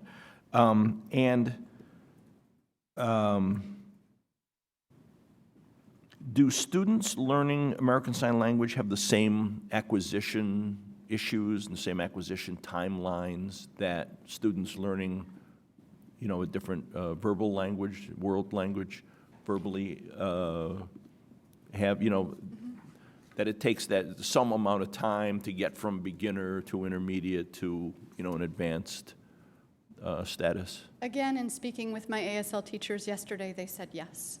And one of the things that kids struggle with the most is that aspect of I have to focus 100% of my attention on you, the teacher. Okay, thank you. And my last question about ASL is about the recruitment problems. So you said that it's difficult to get world language teachers, but particularly ASL teachers.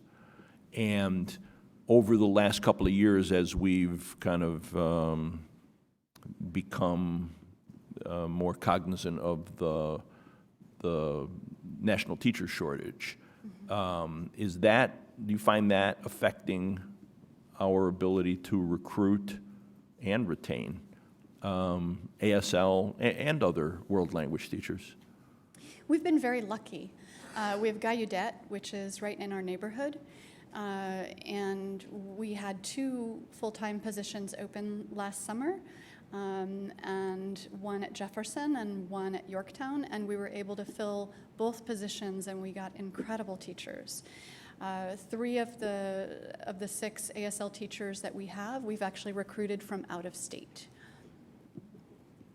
Okay, thank you. So can you go to slide 5 now, please?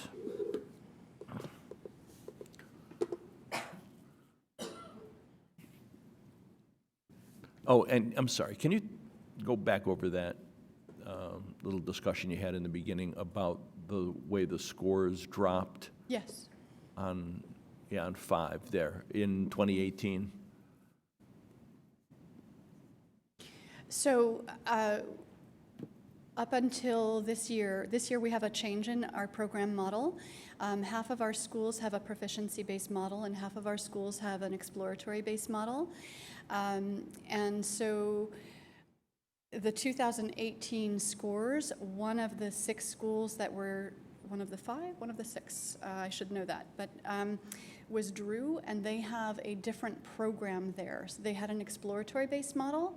And so ACTFL talks about these are the expectations that we expect for a proficiency-based model, which is at least 90 minutes of instruction at the elementary school, preferably 3 30-minute slots. That's per ACTFL's recommendations. when we tested the schools last year, we only test the schools that have had FLES from kindergarten all the way through. And so one of the schools was, in effect, a school that has an exploratory-based model. So as we move forward, this, in essence, might be a preview of what we will see with our exploratory-based models. Okay, thank you. I didn't pick that up the first time around. And then on slide 8, do we have any kind of structural restrictions or issues on Arabic and Chinese? I guess particularly being able to have enough teachers to be able to offer more? I mean, are the number of slots that students are offered limited by, you know, the few teachers that we have? We have 3 Arabic teachers throughout APS, and in terms of the blended model that we provide, because of the low enrollment, those teachers are able to be there 50% of the time at this time with the enrollment that we have. But are we saying, look, there's only 3 teachers, and so there are only so many class slots, and once they fill up, then you, the next student, can't really enroll in that? We have enough slots. I'm sorry? We have enough space. Okay. More can come. So anybody who wants to sign up can sign up, and then we go out and try and recruit the teachers for that? That's correct. Okay. And same thing in Chinese? That's correct. And then, I think you answered this, on slide 12,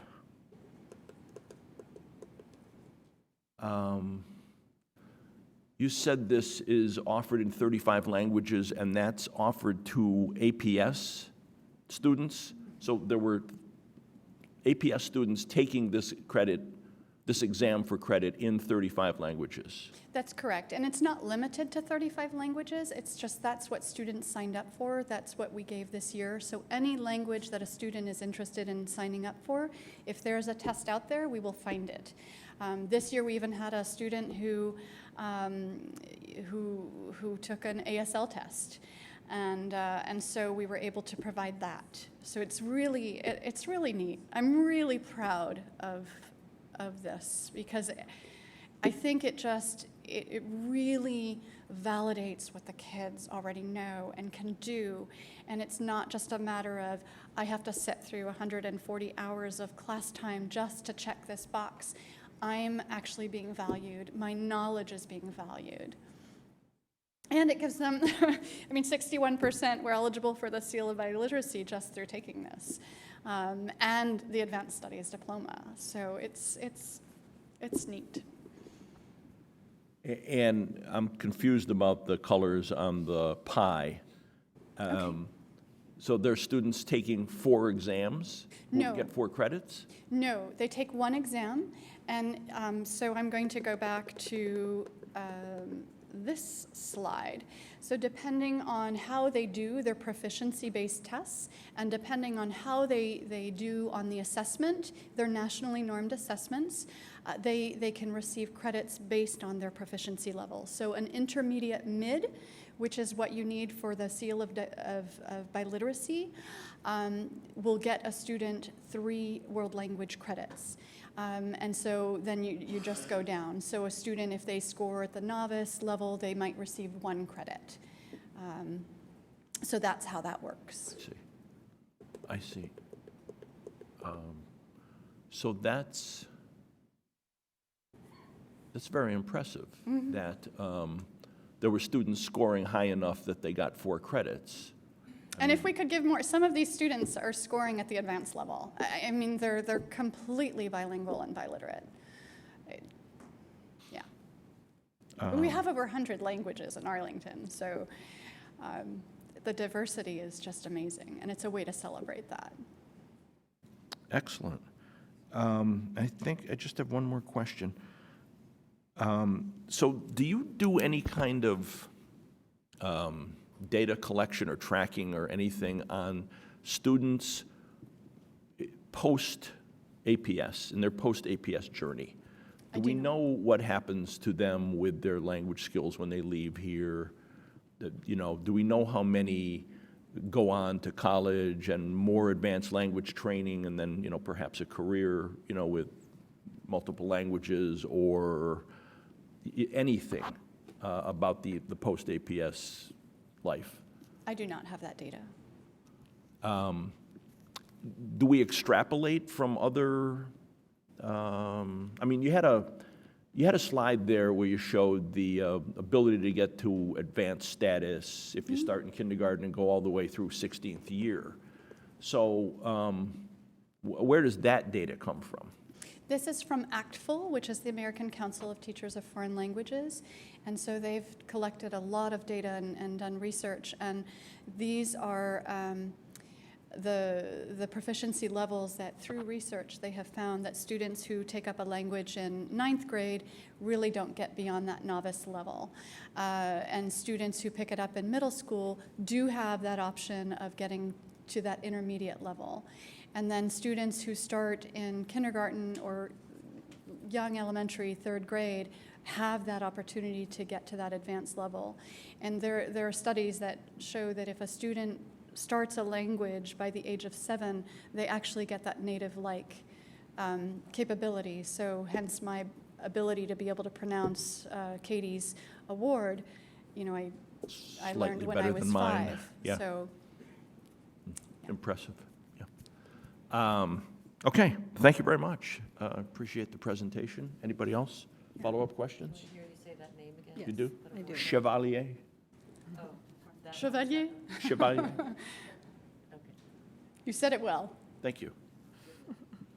I had some good practice. Did you, Tanya, want to follow up? I did. I don't have data, but I know of 3 college students who left APS and their freshman year were taking 200 and 300 level language classes. Nice. And then I know one of them who's actually minoring in Spanish and is doing overseas travel. So there is a benefit. Well, and we have one of our immersion teachers that you've seen before, and she is a product of APS. And not only did she go on, and she's now a teacher at Key. So it's very exciting. Growing what our we do. own. I did have the one quick question is the evaluation. If we want to read the evaluation, the program evaluation, which was completed this year, is that correct? We are in the midst of our program evaluation. These recommendations are preliminary. No, these are the recommendations from the last program evaluation, and so we are in year 2 of our program evaluation. It's a 3-year process. Okay, so when will we have when will the evaluation be completed? So this is my first one doing it at APS, and my understanding is that you'll be hearing from me next spring, is my understanding. Okay, and that is also looking at FLES as well? Yes, ma'am. Okay, great. So I'm really glad that I asked that question because I thought that this was and you have 3 slides that say program evaluation recommendations, but that's where you are from the prior evaluation recommendations. Yes. Okay. So next year I should have new recommendations. Excellent. Okay, so then my question is on slide 14, we talk about the program recommendation was continue to improve articulation across levels, and the action steps are reorganize FLES scope and sequence. We had a budget cut to FLES last school year, and so I was just curious as to how we are looking at FLES, and then I assumed that it was from an evaluation recent, but we actually, my specialist is here, Rebecca Prell, as well, and today we were working with FLES teachers on developing new scopes and sequences. Since we have 2 models, an exploratory model and a proficiency-based model, the original scope and sequence was developed for a 120-minute model. Right. And so we have teachers working with us, and we're looking at a 60-minute model, and we're looking at a 90-minute model, and creating new scopes and sequences. So that's something that we are literally in process of doing. And the evaluation is also looking at how we're changing that model as well. Okay, great. Thank you. Those are my questions. Thank you, Chair Goldstein. Thank you. Well, no, we're good. Elizabeth, thank you so much. My pleasure. It's my turn now. And next, we will hear a safety and security update. Dr. Murphy? Yes, thank you. I'm going to turn to Mr. Zach Pope to make this presentation. I know he's got a team of folks with him, and he's going to talk a little bit about the collaboration and connections that we have with the Arlington County Police, as made mention already this evening. Also, how this relates to our current strategic plan, and then some of the strategies that we have in place and plans as well. I do want to also recognize Ms. Cynthia Johnson, our Assistant Superintendent for Administrative Services, who is a part of this team and works very closely with Zach, as well as Mr. John Chadwick and also Rajal Samili in Information Services. So, Mr. Pope, I'll turn it to you. Thank you, Dr. Murphy, and thank you, Chair Goldstein, and the rest of the board. Before I begin talking about our monitoring update item, I do want to recognize the rest of the team. So starting with James Powell, he is our security coordinator, Terry Carson, our risk manager and administrative officer, and Adam Eisenhower, our safety specialist. So we work as one final unit together, and I just happen to be the one that gets to present our presentation today. So we're going to run through some quick collaborations and connections, talk about our strategic plan alignment and specifically Performance Objective 16, talk about the process that we use as a team to engage in developing strategies and evaluating those, a slight review and recap of what was presented at last year's monitoring report on safety and security, and then what our strategies have been to date this year and what is planned for next year as of this time. So to begin with, we use this Venn diagram to talk about how Arlington Public Schools has connections and collaborations with 3 different main entities when it comes to the safety and security realm. Regional partners, this can range from the National Criminal Information Systems to the National Weather Service, to even down to some local partners in other jurisdictions and school systems, and here locally with Arlington County government. And so we like to say that that kind of middle part of all those things related to safety and security is the 4 of us, and making sure that APS is well represented and we're getting the information back and making those changes to protect our students and our employees. Specific to the strategic plan, we have Performance Objective 16. Specifically, we are aiming to be accredited by the Emergency Management Accreditation Program.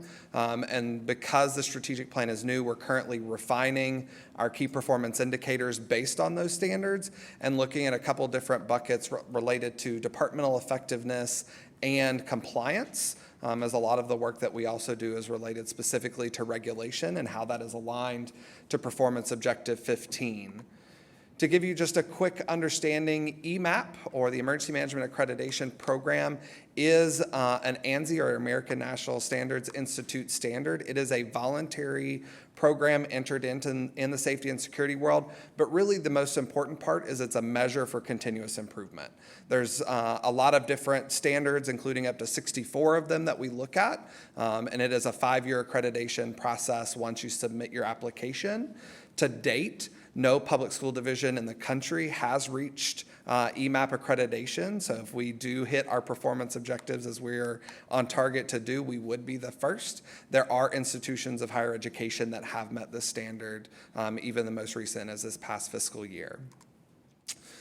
Particularly the key performance indicators, just to give you a quick preview, you see one item on the 2018-2019. In particular, the reason that there's only one is because that is the only key performance indicator that is currently placed within the data warehouse for everybody to see. The team has been collecting over the past years lots of different data, and so we're working on refining that and what we would look to place within that data warehouse for all the folks to be able to see that, you see is the plan on the right-hand side. And so those are some that are already currently being collected and some that are a little bit more refined of data that is out there. So to talk about the strategy process, we use a 5-step model of identify, engage, design, implement, and evaluate each of our strategies. Looking at identification, we look at that in terms of our compliance, our best practices that really align to that EMAP standard, and effectiveness, how well we are doing the things that we are supposed to. It really starts as the team meets on a bi-weekly basis, and we really kind of strategize, identify who are the stakeholders that need to be involved in that process and kind of a scope. We then look to engage and talk to our stakeholders that have been identified. That can be a lot of folks internally. It also looks like a lot of county government and national and regional partners in that conversation. And then we revise that scope and that kind of plan based on that engagement and feedback. And then we look to design and present that final kind of strategy process to the executive leadership team for their kind of input and sign off on. Once we do that, we look to implement that particular project plan. That ranges in a complete scope to communications, to training, to actual rollout of what that looks like. And everything that we do in terms of our strategy process involves an evaluative process. How well did it go? Where do we need to move? Where do we need to make changes in training or the communications or public information that's put out about a particular strategy? So a brief review of 2017-2018, Kevin Reardon presented on quite a host of things in the monitoring report for this time frame. A couple of the things that I wanted to call out just as a reference, compliance-based and looking at updating our plans around emergencies and our references to that, particular to departmental effectiveness, how well we secure our relocatables was discussed. During that time, installation of additional closed-circuit cameras, in particular the access of the Arlington County Emergency Communications Center so that our partners in the Fire and Rescue Department and Police Department, if there is an incident, are able to use that to help them respond in a more effective way. Also, the installation of distributed antenna systems. As our buildings are older, they soak up a lot of radio waves, and so it is nice for us to be able to partner with our county government folks to be able to install those antenna systems to make sure that their radio communications inside the building are effective and we're able to communicate out to them as well. And last but not least, talking in particular to Kevin Reardon's items was closed-circuit bus cameras to be able to see not only kind of stop arm violations, but also the interior operations of the bus. So the team's been really hard at work this year. I think that you will see that I'm particularly proud and the rest of the team is really proud at our 2018-2019 strategies. In particular, you'll see a little bit difference and change in these slides. You'll see that as you begin to see the standard and a number that is specifically aligning to the EMAP standard. And so Kevin Reardon did not present on that as the strategic plan was not in place, but our standards begin to align to those EMAP standards or our compliance or best practices. So this year we reorganized, as we're required by law, to have an audit committee around safety and expanding that to include 2 parents. We are meeting on Thursday, and so they have been a wealth of experience and knowledge to that particular group. We are looking to present some revised policies and policy implementation procedures for your information in June to make sure that we're in alignment with not only the regulation, but where K-12 is headed.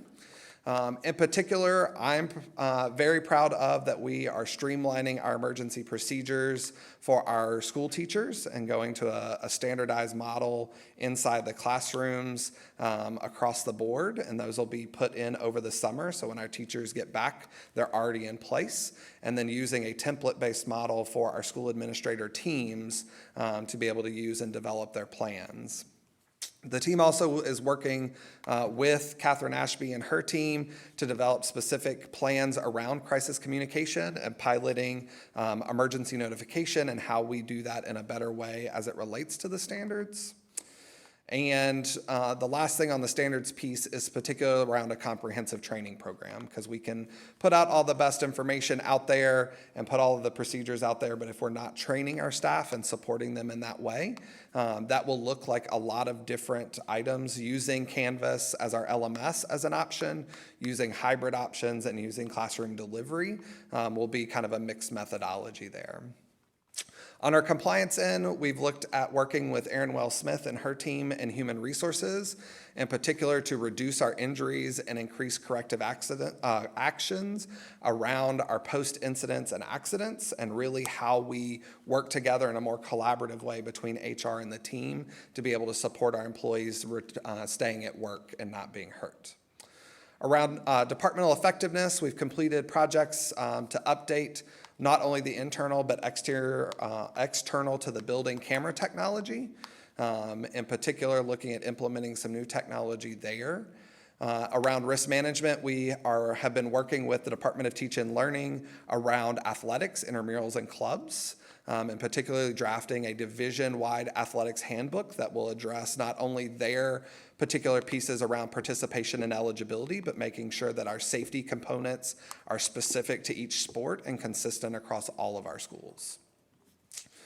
Around our specialized instructional spaces, we spent quite a bit of time this year working with the outdoor lab, as that is a unique learning environment that is not traditional to what we normally see in our classrooms. And so we really took a different approach to that and looking at how do our students and our employees engage in field activities, as it's called in our line of business, and how we provide safe field activities such as handling animals, hiking, and so forth that is not normally covered in our procedures in classrooms. We are finishing and finalizing our implementation of a central reporting software for our threat assessment and our inspections. This provides a greater visibility to our school-based administrative staff. It also allows for the process to be more efficient. It had been in previous a paper-based process, and so things had to be faxed or had to be put in school mail to make sure that the integrity of privacy was there. And last but not least, spent a significant amount of time redesigning our threat assessment program with our partner agencies, including particularly establishing a division-wide oversight team that includes Arlington County government agencies, from police, fire, human services, and most recently, the Commonwealth's Attorney's Office decided that they wanted to be engaged in the conversation as well and help de-escalate student behavior and making sure that we intervene where appropriate.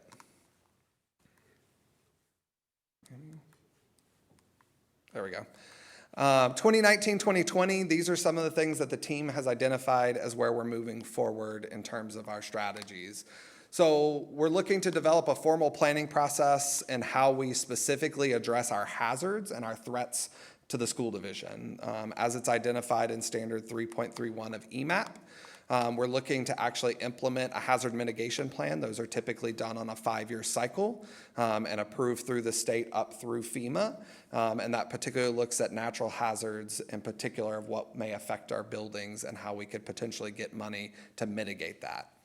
Last but not least, we'll look to specifically internally to the team develop a multi-year strategic plan with our stakeholders coming from the audit committee on how we will look and where we look to specifically identify strategies to achieve that performance objective internally to the team. When it comes to specialized instructional space safety, we're specifically looking at updating career and technical education documents and inspections and the safety around those. Are particular around physical education, art, and theater safety. When it comes to physical security, we're looking to finally implement a uniform and common visitor management system consistent with industry standards and regulation at all schools. That involves all stakeholders being treated fairly and all the data integrity that everyone has been concerned about there. On the risk management process, as a part 2 to our accident incident plan, we'll be looking to update the documentation and investigation process into when an accident or incident happens, what is a root cause analysis, how do we create corrective actions and make sure that those are completed. And then finally, we'll look to make sure that we revise and update those key performance indicators to all of our programs and kind of finalize what that looks like for this particular year. And that is it. I will entertain any questions from there. Wow, thank you very much. Quite a comprehensive presentation. Thank you. Board members, do you have comments or questions? Tanya? I have quite a few questions. The EMAP, is that specifically geared towards schools? So EMAP is a national standard that is applicable to schools, localities, states, and the federal government. It is not specific to any one of those in its language. What the assessors look for is specific, are you meeting the broad intent of what that standard is? Okay. And just so I think it'll be important for me to, I have an overriding concern. Sure. So I have a deep appreciation for the safety, and I'm grateful for all the work that you're doing in this very comprehensive presentation. I really appreciate it. but I don't want to, just with any, like with anything that we do in APS, I don't want to compromise the experience of instruction because we're being safe, right? So like an example would be like at the outdoor lab. So they're hiking. If my kid goes to the outdoor lab, I will expect maybe a scratch or something, you know, I don't want to like, oh my God, you're not allowed to get scratched. You know, there's a balance. Absolutely, and balance. So, that's when we right. look at our strategy process. We spent, to use that example, we spent a significant amount of time with the outdoor lab staff.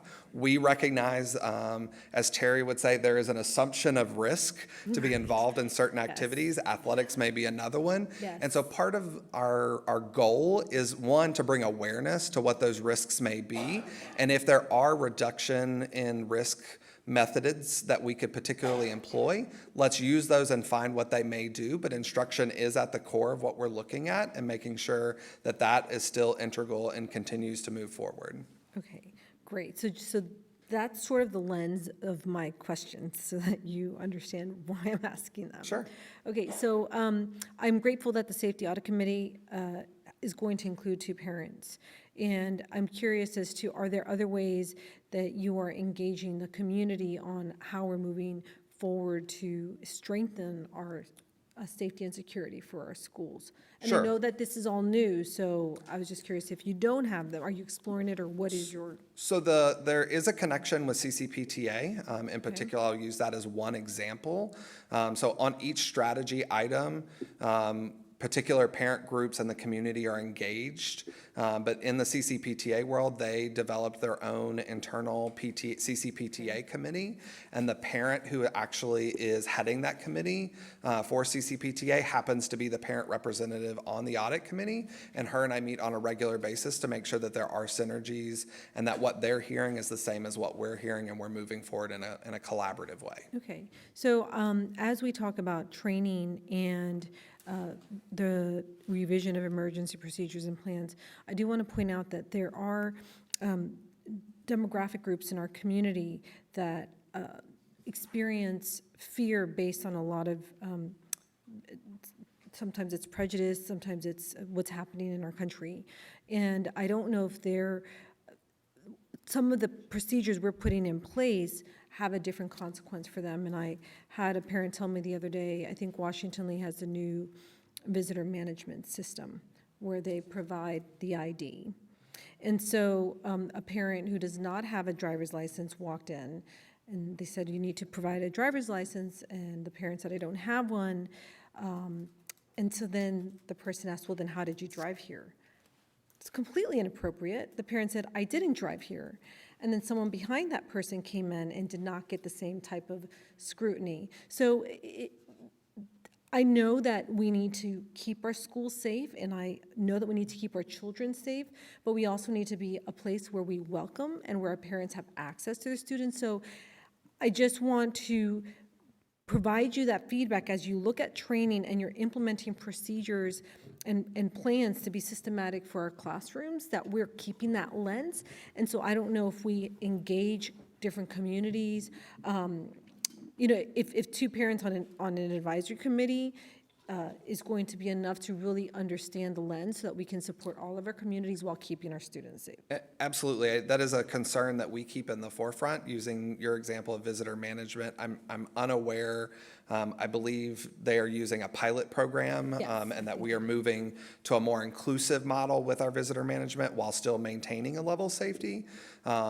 Erin and her staff and I have been working through some of the more cultural sensitivity items related to training, and in particular around our procedures. And I know that is something that is on the team's forefront and making sure that we are as inclusive as possible. The particular terminology that the safety and security world uses is the whole community. And so are we planning to the whole community, not just individual sectors? Great. Okay. And so then the other piece was, there was something that you mentioned about working with our stakeholders.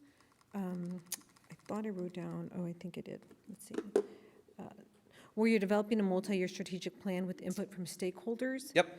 But then you mentioned the audit committee. I just wanted to make sure that the audit committee is not the representative of the stakeholders, that you're doing more engagement. Correct. The audit committee is the oversight folks. They particularly represent some of the stakeholders that are involved in the conversation. But for instance, we have engaged, particular in our conversations around visitor management, we engaged several different Hispanic mothers groups, other Latino activist groups and advisory groups around what the concerns were and how we best craft that. And I know that was very active in our conversations around the technical piece when we ended up selecting a vendor. Okay, great. So, and then finally, you talked about compliance and the working with the county and the Commonwealth's Attorney's Office, and you talked about intervening where appropriate. Could you provide a little more detail as to and the reason I bring that up is that just last year, we worked on an SRO MOU with Arlington County Police Department and the Commonwealth Attorney, and so they have a lens of 150% safety and compliance, and we have a lens of we're working with students, and we're trying to provide an education and growth and support. So Absolutely. Yeah, so that's in particularly in reference to our requirement to engage in the process of what's called threat assessment. Okay. Threat assessment is looking at what colloquially would be called concerning behavior. In a more technical term, that is more homicidal ideation, so somebody communicating that they want to hurt another person. The national best practices, even from law enforcement, as I just came back from an advanced threat assessment academy last week with Gavin DeBecker and Associates, which say that intervening where appropriate is the model that everyone uses. And so it is not always the schools to prison pipeline. What it looks like is the goal is to de-escalate the violent ideation and the homicidal ideation. And so the best way to do that is not always engaging in a law enforcement mindset. And I believe, based on our conversation to date, since we revised our plan and our program, that they agree and they are 100% in that. Okay, I know there's been a lot of community conversation about that, and Absolutely. It is definitely a concern across the nation, and that is something that we keep forefront.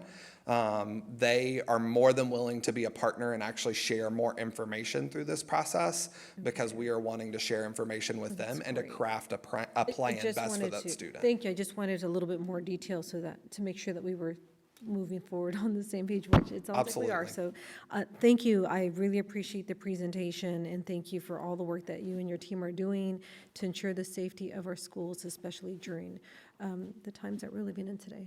Thank you. Thank you, Tanya. Are there more questions or comments? Monique? No? Barbara? No? Thank you very much for the informative presentation.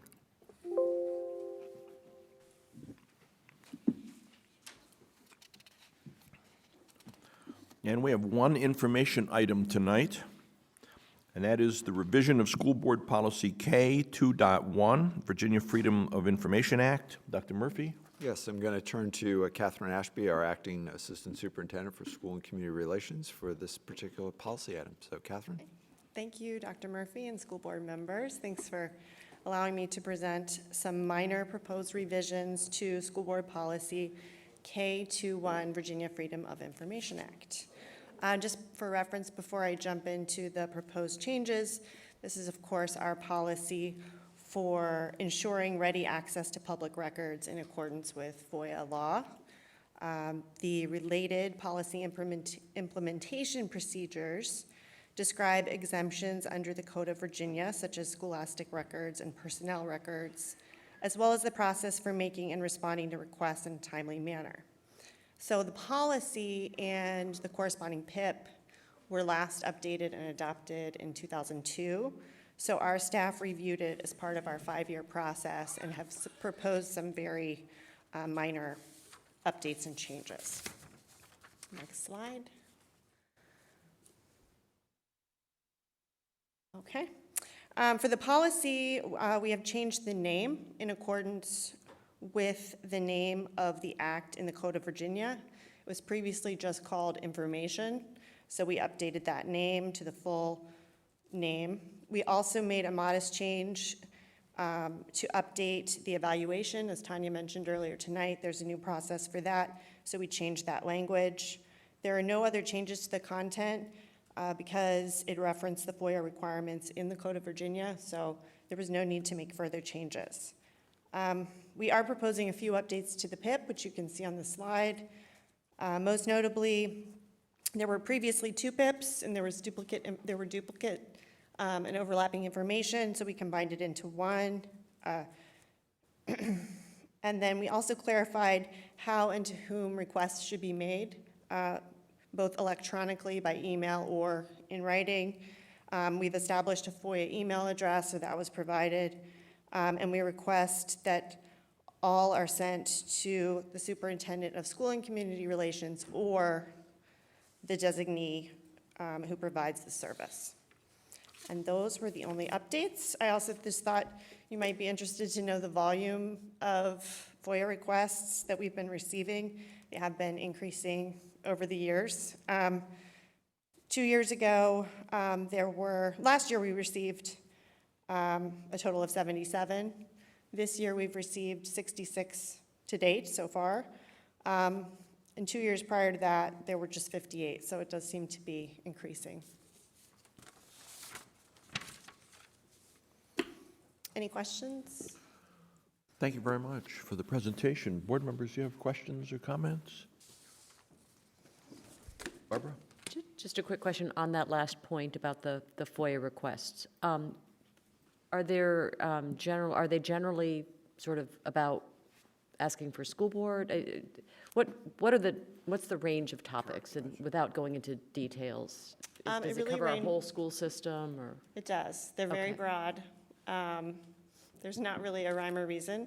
A lot of them are related to budget items, policy development, that type of thing, but they really do vary.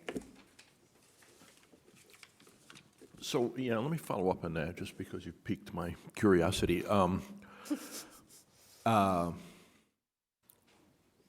There's a provision or something that if you need to do additional research or something, I guess there's FOIA requests that can be answered simply, and others that, need some more research. Can you give us an idea of how many of each, we deal with? Some of them are, it's a little, again, it really does vary.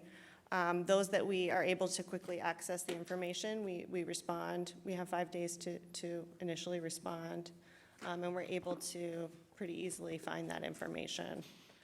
If we also at times respond that we don't have anything responsive to the request. So we don't provide additional information, we only provide information that currently exists. Does that make sense? Yeah. We're not creating new responses, we're only producing documents that are responsive to the requests that already exist. And those documents are not available online for the, the average applicant to? In most cases not. Sometimes, a lot of times they're emails and email correspondence. So notes that wouldn't otherwise be provided online. Okay, all right, thank you. Other questions, comments? No? Thank you very much, and I think we're going to see this for action at our May 7th board meeting. And that's action also, consent, possibly on consent. And what did you say, 10:20? Oh, we got a long time. I hope we got a lot of new business. Got a lot of new business. Take us to 10:20. All right, we're at the new business stage of the agenda. Anyone have new business? Hearing none, I believe we are adjourned.